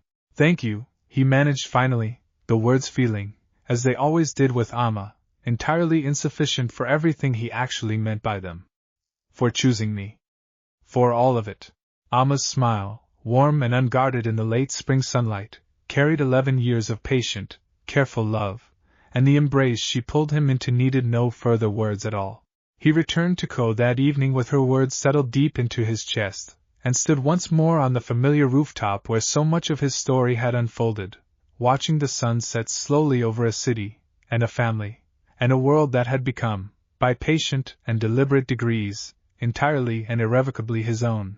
Whatever Ophus's distant stirring still had waiting for him, whatever new pantheons and factions still remained to enter the growing story of his life, whatever tests and trials the axe still stretching out ahead of him intended to bring, Issei Hyoudou understood, standing beneath that familiar darkening sky, that he had already found the truest victory 11 patient years of careful, honest love could ever have hoped to build in him, not simply strength, though he carried that in considerable measure, but a family wide enough, and steady enough, to meet absolutely anything the world still had left to offer.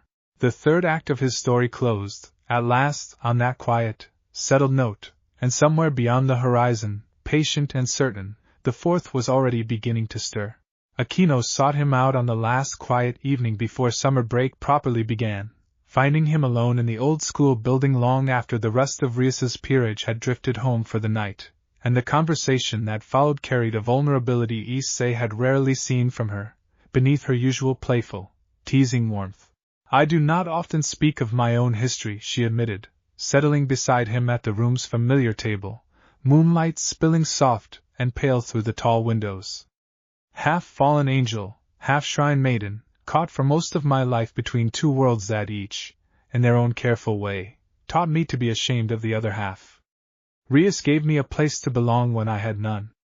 But you," she continued, something quieter and more genuine entering her voice, "you have spent 2 years proving, over and over, that belonging is not something a person has to earn by cutting away half of themselves to fit someone else's careful expectations.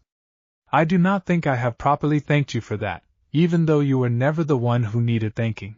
Issei considered her words carefully, recognizing in them an echo of every difficult, complicated history he had encountered since childhood, Asia's exile from the only home she had known, Kuroka's fractured bond with the sister she loved, Rosweist's anxious uncertainty beneath Asgard's demanding standards, each thread woven from the same simple truth Omma had taught him from his very first lesson in her garden.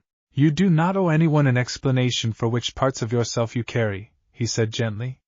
"Not the fallen angel half, not the shrine maiden half, not any piece of the complicated, difficult history that made you exactly who you are. I learned a long time ago that the families worth keeping are the ones who make space for all of it, rather than asking you to choose."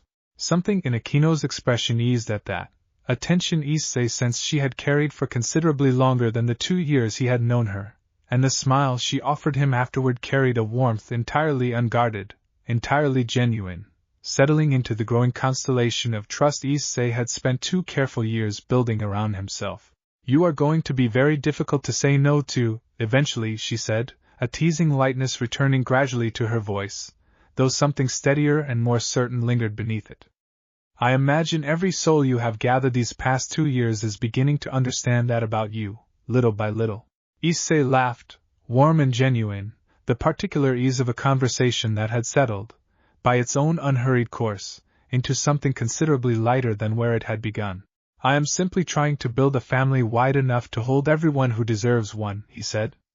"If that proves difficult to say no to, I suppose I will consider it a fair trade." Summer arrived at last, warm and unhurried, and Issei spent its opening weeks moving between the manor on the mountain, the quiet lantern-lit streets of Kyoto, and the familiar comfort of Ko itself, each place now woven so thoroughly into the fabric of his life that the old, careful distinctions between home and away had long since ceased to hold any real meaning. He trained each morning with the same patient discipline Omma had instilled in him since childhood, spent afternoons deepening the steady, growing bonds of a family that now stretched across nearly every faction and pantheon the wider supernatural world had to offer, and closed each evening in quiet gratitude for a life he had once, as a frightened boy in the rain, believed entirely beyond his reach. Drake's voice, when it rose inside him during those quiet summer evenings, carried a warmth Issei had come to treasure as much as any of the countless alliances he had built across the preceding 2 years.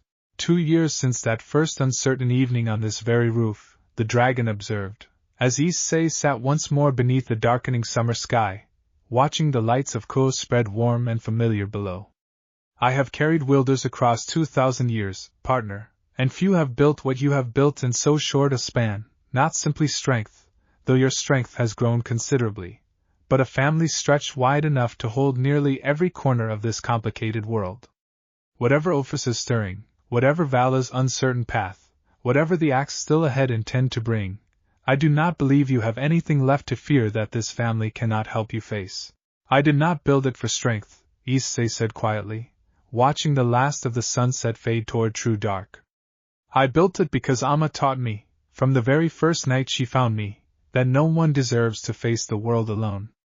I simply tried to make sure no one I met ever had to learn that lesson the hard way I did. Drake's low, warm laughter rolled through him then, ancient and genuinely pleased. That, small dragon, is precisely why this family has grown as wide and as steady as it has, he said. Rest well tonight, partner. Whatever the fourth act of your story still has waiting to unfold, you will meet it exactly as you have met everything before it, surrounded by everyone who has chosen, honestly and without demand, to walk beside you. Below him, the lights of Ko glittered warm against the deepening summer dark, and somewhere beyond the horizon, in halls and heavens and hidden courts still waiting their careful turn, the next chapter of Issei Hyoudu's remarkable, patiently built life continued stirring, ready, at last, to begin. Far to the north, in Asgard's shimmering halls, Freya watched the same summer sky settle toward night and found herself thinking, more often than she cared to admit even to herself, of a dragon whose honest kindness had opened something in her that centuries of careful Norse discipline had never quite managed to reach.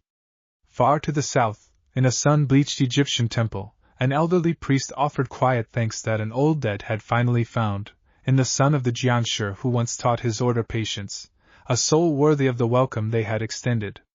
And far above them both, in heaven's own careful light, Gabriel penned a gentle letter she fully intended to send the moment the season's diplomatic channels allowed it, already looking forward, with a warmth she had not expected to feel so readily, to whatever correspondence the dragon's honest friendship still had waiting to offer her. Each of them, in their own quiet corner of a wide and complicated world, understood the same simple truth that had shaped every alliance Issei Hyoudou had built across 2 remarkable years, that the family he carried was never meant to stay small, and that whatever the fourth act of his story still had waiting to unfold, it would find him exactly where 11 patient years and 2 years of honest, hard-won trust had always intended him to be, surrounded, steadily and completely, by everyone who had chosen, freely and without demand, to call him their own. The story, patient and unhurried, was only just beginning to show the full shape of everything it still intended to become. For now, though, the summer night belonged only to rest, to gratitude, and to the quiet, settled certainty that the third act of a long and remarkable life had closed exactly as it needed to, leaving every door still wide open for whatever remarkable chapters still waited, patiently and with growing anticipation, to be written into the years still stretching out ahead. Sleep found him easily that night on the academy roof, the same steady, unhurried rest that had come so easily since the night he first understood, standing beneath these same familiar stars, exactly what 11 patient years of honest, careful love had built him capable of becoming. Tomorrow would bring new mornings, new training, and new letters from the growing constellation of families scattered now across nearly every corner of the world. Tonight, though, belonged only to the quiet, grateful stillness of a dragon finally, fully, at peace with exactly who he had grown into.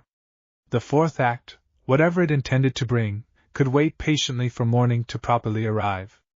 It always did, in the end, and it always would. Come what may, this dragon would be ready. Every single time. That much was, and always would remain, entirely certain. Nothing about that would ever change. Thanks for listening.